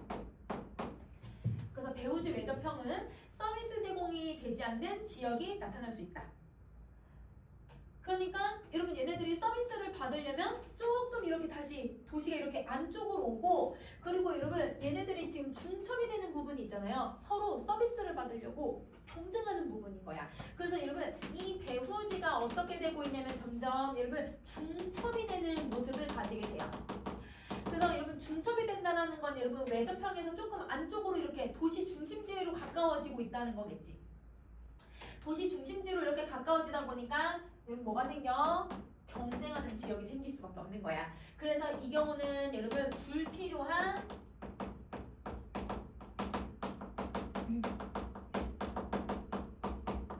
경쟁이 발생해요. 아까 위에서도 얘들아 경쟁이 발생한다고 얘기를 했지. 그래서 경쟁이 발생하다가 그러다가 이제 배우지가 얘들아 무슨 형 모양이 되는 거야? 육각형의 모습을 가지게 되는 거야. 그래서 이거를 육각형 모양을 배후지 완결형이라고 불러요. 이 본문에는 안 나오지만 선생님 개념 다시 정리해줄게. 그래서 이 배후지 완결형이라고 하는 건 여러분 결국은 이 배후지들이나 이 중심 도시들이 육각형의 모습에 가까워지고 있고 그러면 여러분 이게 다각형의 모습이 나타나니까 중첩되는 부분이 있어요? 없어? 중첩되는 부분이 없으니까 경쟁이 불필요하게 생겨 안 생겨? 안 생겨. 그래서 얘는 여러분 경쟁이 최소화되는 모습을 가지고 있다. 이렇게 생각해주면 되는 거야. 그러면 여러분 도시가 어떤 식으로 변화하고 있는지 이해됐어? 자, 그다음 다시 A는 여러분 이 부분이잖아요. 그래서 여러분 이 A 부분은 다 가장 중심지 도시라고 생각을 해주면 돼. 그럼 선생님이 여기에다 B, C, D, E, F, G 이렇게 썼거든? 여러분 여기가 그럼 뭐가 돼야 돼? 배후지야. 응. 그러면 여기가 배후지가 되는 거고 이걸 여러분 여기서는 뭐라고 부른다? 보안구역이라고 불러요. 다른 말로 보안구역이라고 부른다. 보안구역이라고 부른다. 그러면 여러분 보안구역이라고 하는 개념을 다시 한번 보면 아래 뜻을 보면 한 중심지로부터 재화나 서비스를 제공받는 최대 공간. 그러니까 다른 지역들. 그러니까 여러분 중심지의 영향을 받을 수 있는 지역들이라고 생각하면 돼. 그러면 여러분 예를 들면 서울이 있으면 서울 한복판의 그 중심의 문화나 이런 것들의 혜택을 받을 수 있는 곳은 경기도 인근까지는 받을 수 있잖아요. 그러니까 경기도인들이 얘들아 서울에 와서 취직하고 출퇴근하고 그리고 여러분 뭐 문화생활도 서울에 와서 즐기고 서울에서 물건을 사갖고 나가기도 하고 그럴 수 있잖아. 그러니까 그런 경기도에 있는 이 서울 인근 지역들 근교에다 도시들 그 근교 도시들이 다 뭐라고 생각하면 되는 거야? 배후지, 보안구역 이렇게 생각해주면 되는 거야. 근데 그 도시 안에서도 만약에 얘들아 경기도도 성남이나 이런 데는 엄청 커. 그러면 여러분 성남 지역에 딱 있으면 그 주변에 또 경기도 또 외곽 지역들이 있거든. 걔네들 또 배후지가 되겠지. 그런 식으로 도시가 형성이 되고 있다라는 거야. 자, 그러면 여러분 지금 두 번째 문단은 어떻게 변하는지 이해됐어 얘들아? 자, 그러면 여러분 세 번째 문단 보세요. 보안구역이 작은 저차 중심 재화와 보안구역이 큰 고차 중심 재화를 특정 지역에 남김없이 모두 제공하기 위해서는 자, 근데 여러분 자 여기서 무슨 개념이 나오냐면 보안구역은 아까 얘들아 내가 서비스를 제공받을 수 있는 공간이라고 했거든. 근데 그 보안구역이 작대요. 누가? 저차 중심 재화가.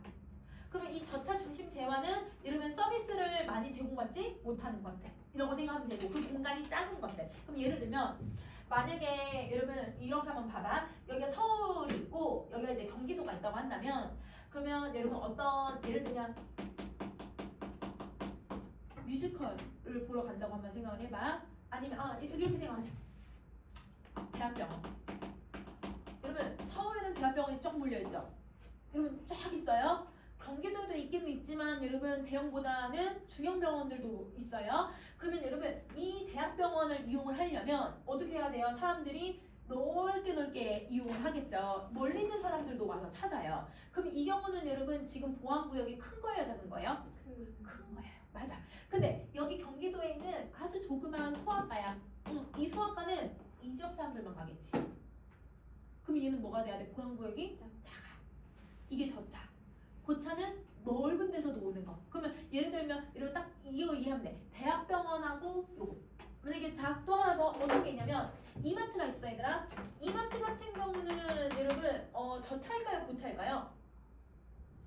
저차. 누구랑 비교하면 알 수 있냐면 편의점이랑 비교를 해봐봐. 편의점이랑 비교를 하면 이마트는 여러분 멀리 있는 사람들도 와. 그치? 그러면 이거는 고차가 돼야 되지. 근데 편의점은 저차죠. 무슨 느낌인지 알겠지 얘들아? 그래서 보안구역이 뭔지 알겠지? 그럼 이제 이해됐지? 그럼 만약에 여러분 뒤에 예시도 나오지만 고등학교 여기 선생님은 대전에서 여기까지 사대보고까지 왔단 말이야. 저기 대전에서 여기 사대보고까지. 그러면 멀리까지도 오죠. 고등학교는 멀리까지 와요. 왜? 고등학교 개수는 얼마 없거든요.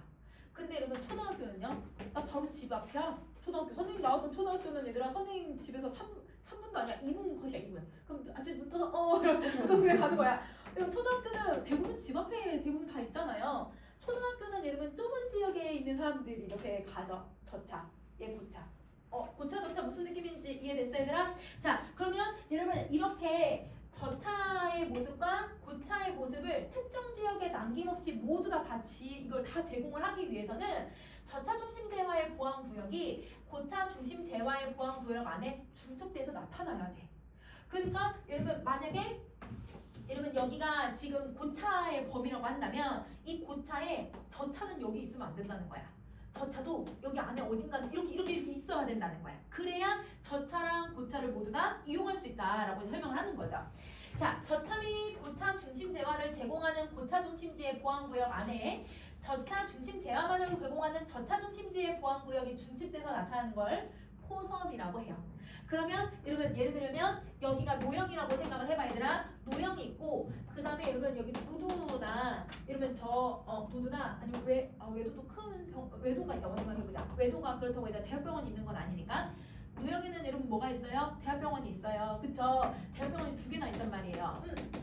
자 대학병원이 큰 병원이 2개나 있으니까 대형 병원이 있으니까 이 사람들이 얘들아 어떻게 할 수 있어? 여기까지 이렇게 올 수 있어. 그치? 근데 도두에 있는 조그만 소아과는 여러분 이 사람들만 이용을 해. 근데 여러분 도두에 만약에 병원이 없고 도두 옆에 있는 마을에만 이렇게 있으면 이 마을은 여러분 저차가 어디에 포함이 안 되면 고차에도 포함이 안 되는 경우가 생길 수도 있다는 거예요. 그런 경우는 그러면 여러분 고차의 저차에서 포함되는 경우도 있고 그냥 저차 중심지의 보안 구역에만 있는 경우도 있다는 거야. 그러면 그 2가지가 합쳐지고 있으면 그걸 포섭이라고 부를 거야. 도시가 계속 여러분 영역을 이렇게 포섭하고 있다고 생각을 해주면 돼. 그럼 예를 들어서 예시 한번 봐보자. 그럼 이건 포섭의 정의라고 생각해주면 되겠지? 자, 여러분 다음 거 한번 보세요. 세 계층의 중심지가 있다고 했을 때 최하위 계층의 중심지에는 초등학교만이 입지하고 있는 거에 반해 중간 계층의 중심지에는 이 초등학교와 중학교가 있고요. 최상위의 중심지에는 초등학교, 중학교, 그 다음에 고등학교가 모두 다 있어서 학대에 따라서 학교가 중첩이 될 수도 있다는 거예요. 그래서 여러분 만약에 여기가 여러분 이제 여러분 이 최상위 계층이에요. 최상위 중심지. 그래서 여기는 뭐도 있냐면 고등학교 하나가 있고 여기 중학교가 막 2개가 있고 초등학교가 5개 있다고 한번 해볼게. 이렇게 있고요.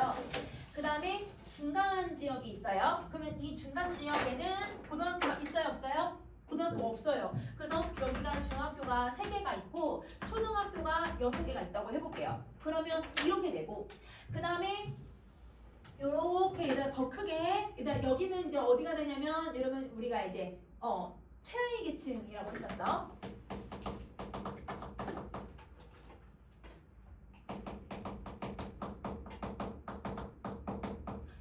최하위 계층의 중심지에는 여러분 누가 이제 있냐면 여기는 이제 초등학교만 있는 거야. 그럼 초등학교만 한 10개 있다고 한번 생각을 해보자.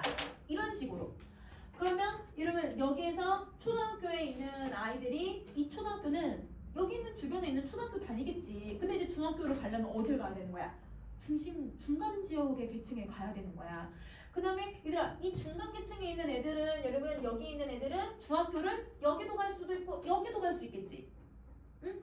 여기 있는 초등학생들은 여러분 여기도 갈 수도 있고 여기 있는 초등학교도 갈 수 있다는 거야. 그러면 왜냐면 이게 이제 폭이 달라질 수 있으니까. 그래서 초등학교 배정 받을 때도 여러분 이렇게 집 주변을 대부분 밟기는 하는데 애매하게 집 주변이 이렇게 걸려져 있는 데도 있어. 그럼 예를 들면 여기가 이제 얘들 노영초랑 그 다음에 얘들 한라초 딱 중간에 만약에 집이 있으면 둘 중에서 어디로 갈 건지 내가 신청서를 내서 갈 수 있는 거지. 둘 중에 뽑혀서.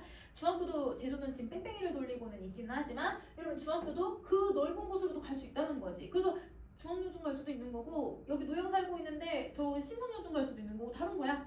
그러면 이런 식으로 여러분 얘네가 겹칠 수 있다라는 거죠. 자 그래서 이렇게 얘들아 이 중첩이 된다라고 하는 건 고등학교만 딱 최상위 중심지에만 있고 나머지 거는 중첩해서 나타날 수 있다라는 거야. 자, 이 초등학교 학생 수가 많으니까 최소 요구치가 쉽게 충족이 돼요. 그러니까 가까운 곳에 보내도 되거든요. 그런데 학교의 규모가 작은 여러 개의 초등학교가 각 중심지마다 다 세워지는 거예요. 근데 중학교 진학은 여러 가지 사정 때문에 탈락자가 생기게 돼요. 요즘은 무조건 가야 되지만 옛날에는 여러분 탈락자들이 중학교 안 가는 애들이 있었거든. 탈락자가 생기게 되면 중학교의 수는 줄어들게 되고 중간계층이나 최고차 계층의 중심자에만 위치하게 되기 때문에 초등학교 학구보다는 좀 더 넓어지게 되는 거죠. 그래서 여러분 초등학교는 여기 10개니까 얘네들은 이렇게 10개 여기 있는 지역에 있는 애들만 이렇게 가는 거야. 10개가. 그치? 근데 중학교는 여러분 어떻게 돼야 되는 거야? 중학교는 여기 있는 애들이 이렇게 3개가 중학교 여기 3개 있으니까 이렇게 애들이 오는 거야. 응? 여기 중학교 애들도 이런 식으로 걸려져서 걸쳐져 있는 거죠. 훨씬 더 면적이 넓어지는 거죠. 고등학교는 여러분 면적이 어떻게 돼야 돼요? 이게 이렇게 면적이 돼야 되겠지.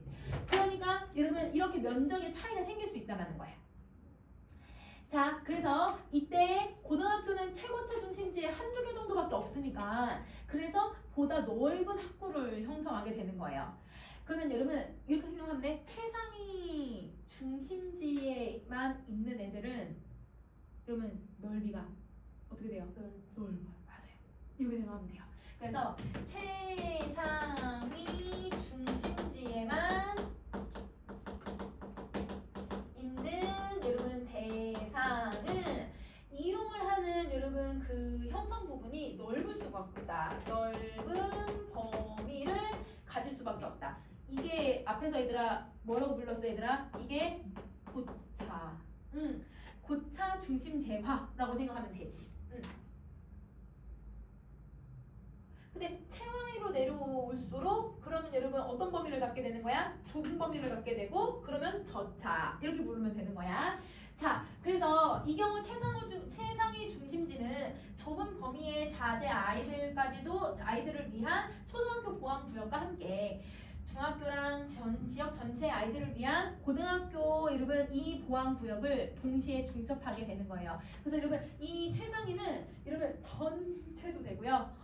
여기 초등학교만 가질 수도 있는 거고요. 그러니까 이게 얘는 중첩되어 있다는 거죠. 그럼 이 중첩을 뭐라고 부른다고? 포섭. 여러분 최상위에서는 여러분 전체 아이들이 다 올 수도 있고 여기에 다니는 초등학생 아이들은 여기서만 여러분 저차의 모습을 가지게 되잖아. 초등학생들은 그러면 그런 경우는 여러분 뭘 한다고? 포섭. 포섭이 됐다라고 설명을 할 수 있는 거야. 자, 그러면 여기에 중첩되게 형성된다라고 하는 말이 포섭.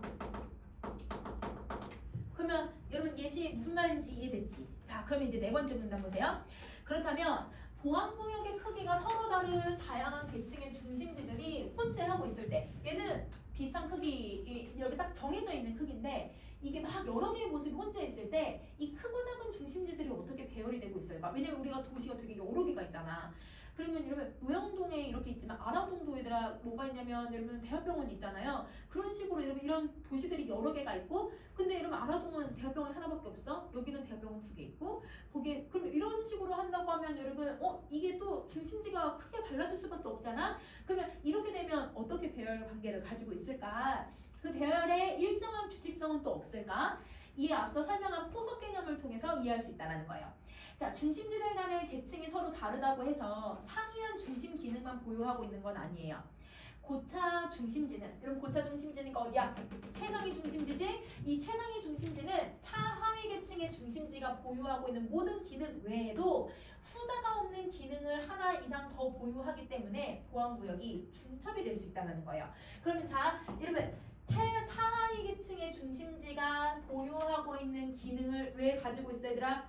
포섭되어 있으니까. 그래서 여러분 얘는 포섭이 되어 있기 때문에 이 기능을 가지고 있고 그거 말고도 후자에 없는 후자가 어디야 얘들아?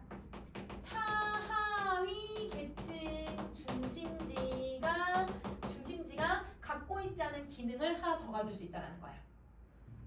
그러면 여러분 이 최상위 중심지는 아까 얘들아 고등학교 그 다음에 여러분 여기 고등학교 여기도 고등학교 하나 있을 수 있어 얘들아 그치? 여기 고등학교 2개 있을 수도 있고 그 다음에 여러분 여기 대학병원 있잖아. 그러면 여러분 또 다른 기능이 하나 더 있다는 거야. 어떤 기능을 가지고 있을 수 있냐면 얘네만 가질 수 있는 기능일 수도 있고 아니면 뭐 이마트가 하나 더 있다든지 아니면 롯데마트가 하나 여기 더 있다든지 이런 식으로 달라질 수 있다는 거지. 자, 그래서 따라서 중심지 계층의 포섭 원리란 고차 중심지 보안 구역 안에 차수가 낮은 중심들의 보안 구역이 어떻게 분할되고 어떻게 포섭되느냐 하는 중심지 계층 간의 공간 구조 체계에 대한 설명 원리라고 생각해 주시면 되는 거예요. 그러면 이러면 이 이론은 가장 중심지의 주변에 있는 보안 구역들이 어떻게 중첩되고 포섭되고 있는지 이걸 설명하는 이론이라고 생각하면 된다는 거야. 그래서 쉽게 말하면 여러분 어떻게 포섭되는지를 찾으면 그러면 여러분 이 중심지 이론을 이해할 수 있다. 이렇게 얘기를 하고 있는 거예요. 자, 그 다음에 여러분 다음 부분 갈게. 자, 이 중심지 계층의 포섭 원리를 설명하는데 K가 체계라고 하는 애를 이해하면 쉽다라는 거야.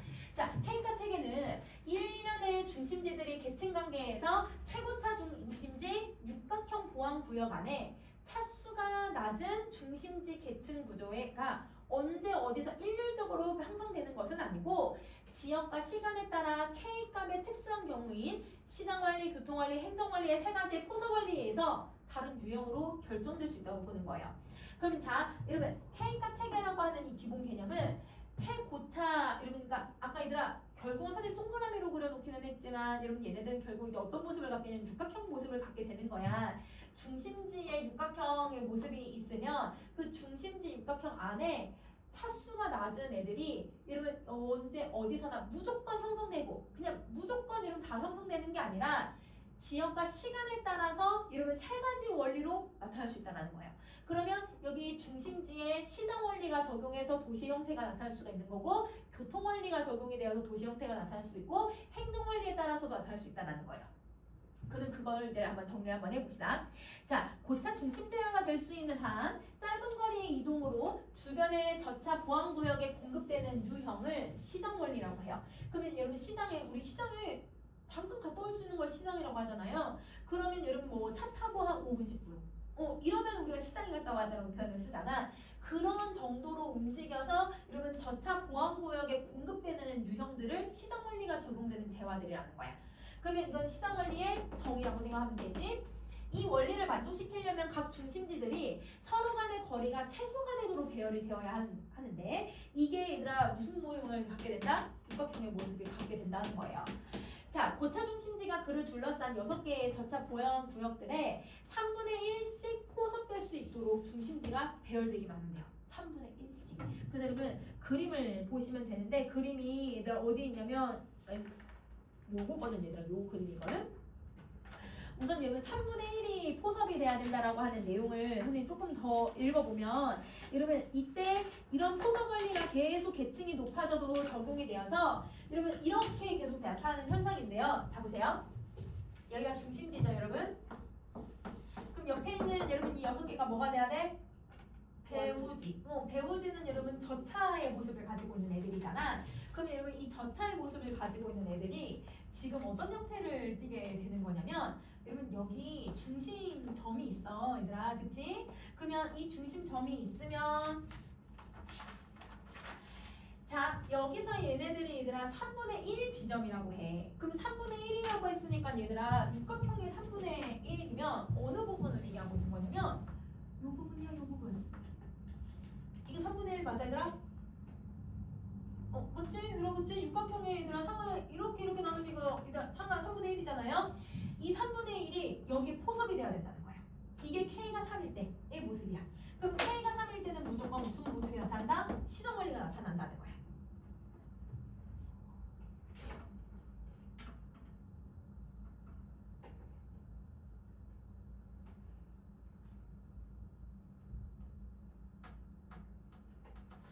그러면 여러분 지금 이 3분의 1에서 여러분 지금 점이 어떻게 들어가냐면 여기 하나, 둘, 세 개가 여기 포함되거든요. 그래서 K가 3이에요. 그러니까 K가 3이라는 건 여러분 이 주변에 있는 배후지에 혹은 저차에 있는 중심 부분이 포섭이 될 때 그 점들이 얘들아 어떻게 들어가냐면 여러분 점이 3개가 겹쳐지는 경. 그게 K3이라고 생각해 주면 돼요. 그러면 K4는 여러분 중첩이 될 때 점이 몇 개가 들어가면 돼? 4개가 들어가면 돼. 자 K7은 점이 7개가 들어가 있으면 되는 거야. 이 안에 중심지 안에. 그러면 이러면 여기 이 시장 원리가 어떤 건지는 알겠지? 그러면 그거 다시 본문을 한번 봐봐 얘들아. 자, 그럼 아까 선생님이 여기 마지막 부분 일단 말았거든 얘들아. 자, 여기 밑에 두 번째 줄 보세요. 자, 이와 같은 분할 포섭의 원리는 계층이 높아져도 마찬가지로 똑같이 적용이 되어서 계층이 높아질수록 보안구역의 구조는 점점 커지게 되는 것이고 포섭된 보안구역의 형태는 계속 육각형의 모습을 띠게 되는 거예요. 자, 그럼 다음 페이지 가세요. 고차 중심지에 포섭되어 있는 저차 중심지의 보안구역의 수를 K값이라고 하고 그래서 아까 얘들아 보안구역의 수가 몇 개가 들어갔냐? 그게 아까 점이 3개. 그래서 시장 관리에 따라 3개씩 보안구역이 포섭되어 있는 관계를 K3의 계층 구조라고 부르는 거예요. 자, 이 시장 관리에 의해서 형성되는 지역 구조에서는 같은 계층의 중심지들 간의 거리를 차하위 계층의 중심지 간의 거리에 이러면 루트 3배씩 증가해요. 여러분 왜 루트 3배씩 증가하냐면 거리가 중심지로부터 루트 3만큼 떨어져 있기 때문이에요. 그러면 루트 3이 왜 나오냐면 여러분 정말 간단하게 생각하면 여러분 얘가 아까 3개가 들어가 있었잖아. 3개가 들어가니까 거기에 루트를 씌우는 거라고 생각을 해주면 돼. 그래서 루트 값이 얘들아 쉽게 말하면 거리는 어떻게 계산하면 되냐면 요거야 요거. 그러면 K가 무슨 값을 가지고 있는지에 따라서 거리는 무조건 루트 K라고 루트에 K 값을 넣어주면 된다고 생각하면 되는 거야. 자, 루트 3배씩 얘들아 이게 증가해서 교통원리나 행정원리의 경우는 증가율이 훨씬 더 얘가 훨씬 더 작아요. 그만큼 이게 얘들아 증가가 작다라는 건 이동하는 거리가 짧다 아니면 길다? 짧다. 거리가 너무 짧다라는 거야. 그러니까 시장이 간다라고 생각을 해주면 돼. 우리 시장 간다고 하면 여러분 우리 시장 갈 때 얘들아 여기 노영에서 살고 있다고 하면 내가 시장 갔다 온다고 해서 대정에 있는 오일장 가는 게 아니잖아요. 내가 시장 갔다 올게 해서 여러분 서귀포에 있는 여러분 저 하이마트 가는 게 아니잖아요. 그쵸? 그러면 그런 게 아니라 요 주변에서 가는 거니까 이동거리가 짧은 재화를 사용하는 걸 시장원리라고 얘기를 하는 거야.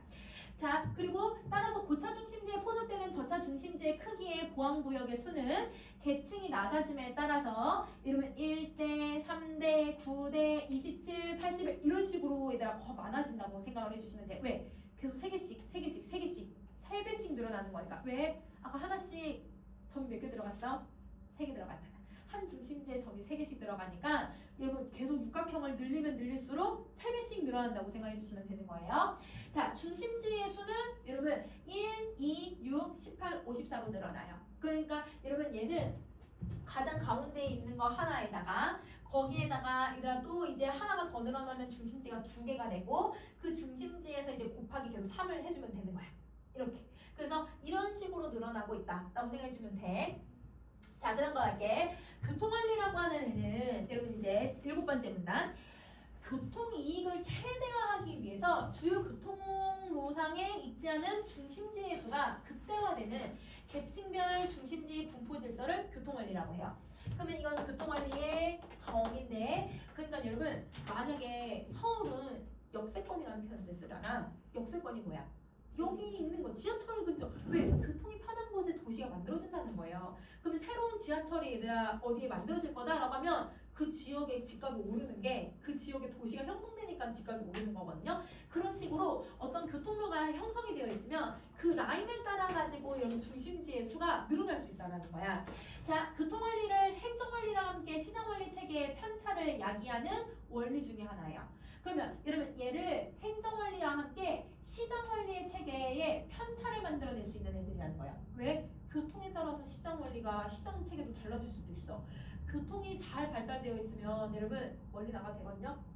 교통이 잘 발달되어 있지 않으면 여러분 되게 멀리 나가야 시장을 봐야 되거든요. 그러니까 이 교통 원리에 따라서 시장 원리의 체계가 달라질 수 있어. 서울은 교통이 너무 잘 돼 있고 하니까 이런 바로 옆에 다 시장들이 있어. 근데 여러분 만약에 전라도 막 완전 그냥 벼 농사만 짓는 곳 이러면 만약에 이러면 제주도도 마찬가지 완전 촌인들 많단 말이야.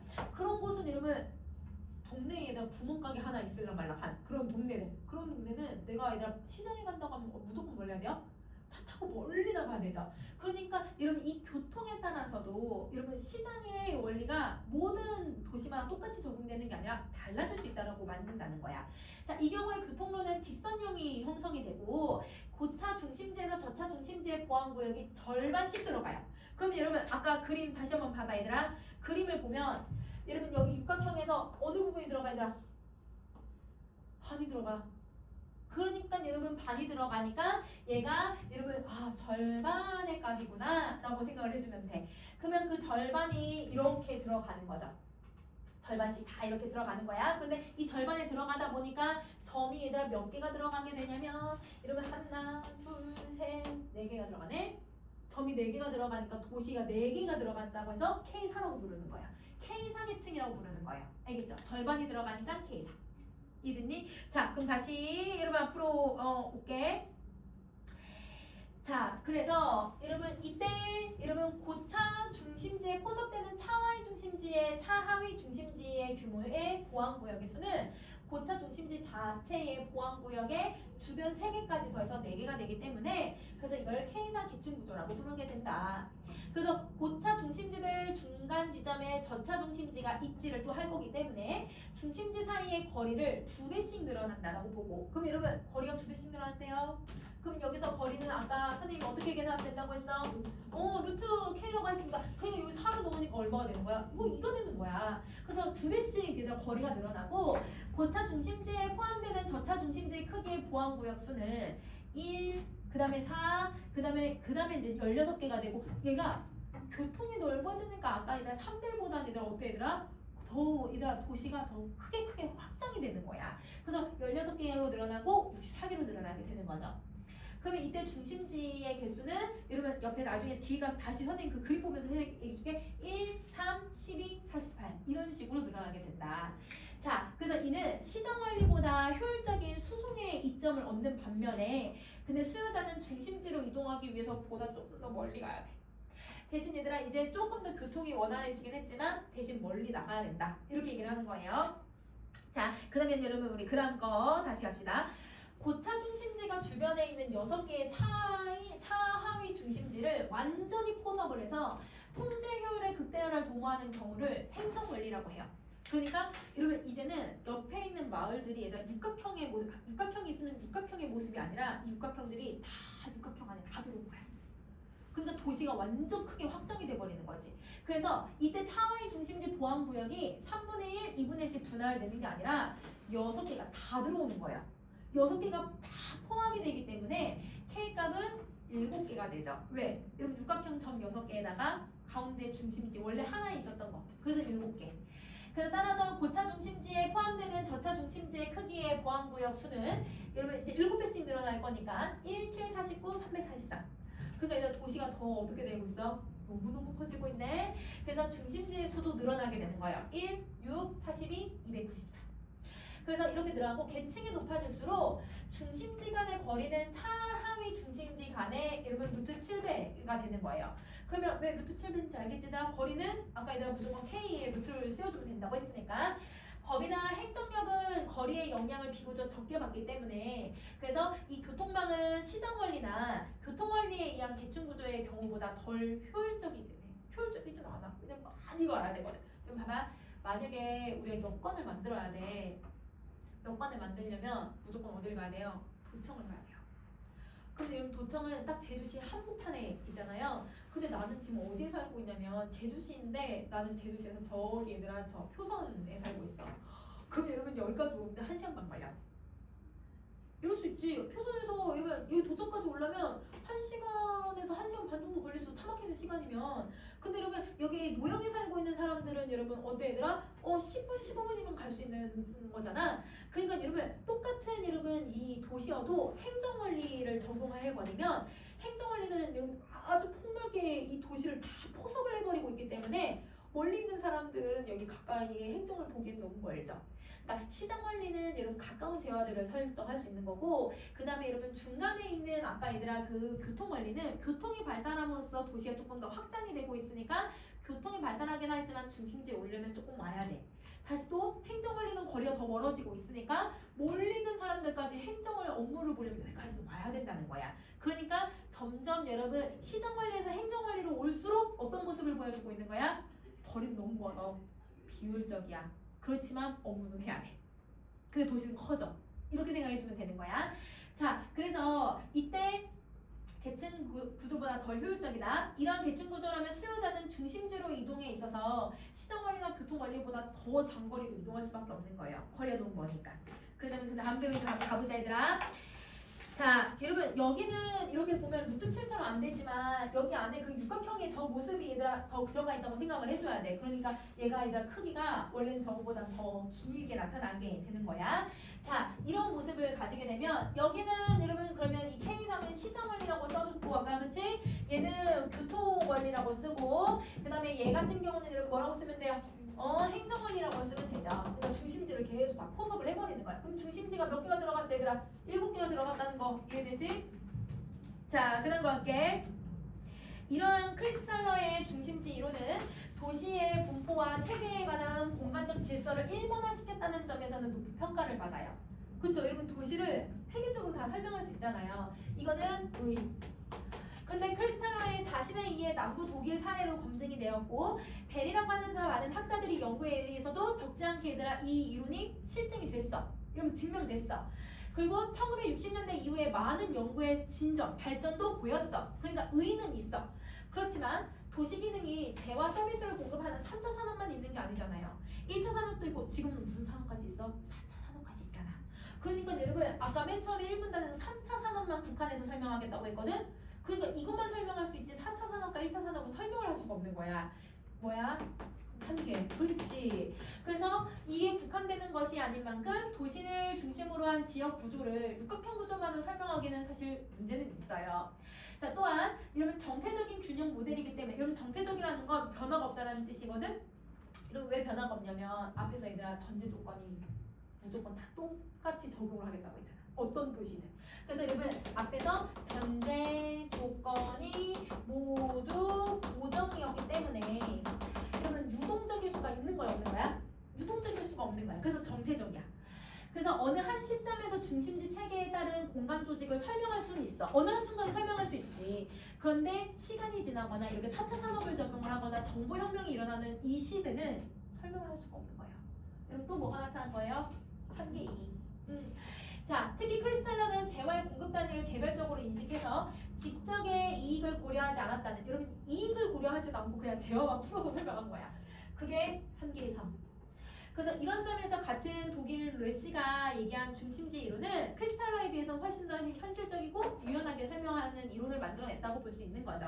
그래서 여러분 요거 중심지 이론은 기본적으로 여러분이 뭘 생각하면서 봐야 되냐면 우리가 지금 도시가 어떻게 형성되고 있는지 주변에 있는 도시들로 생각하면서 한번 봐야 돼. 알겠지? 그래야 적용할 수 있을 것 같아. 오케이.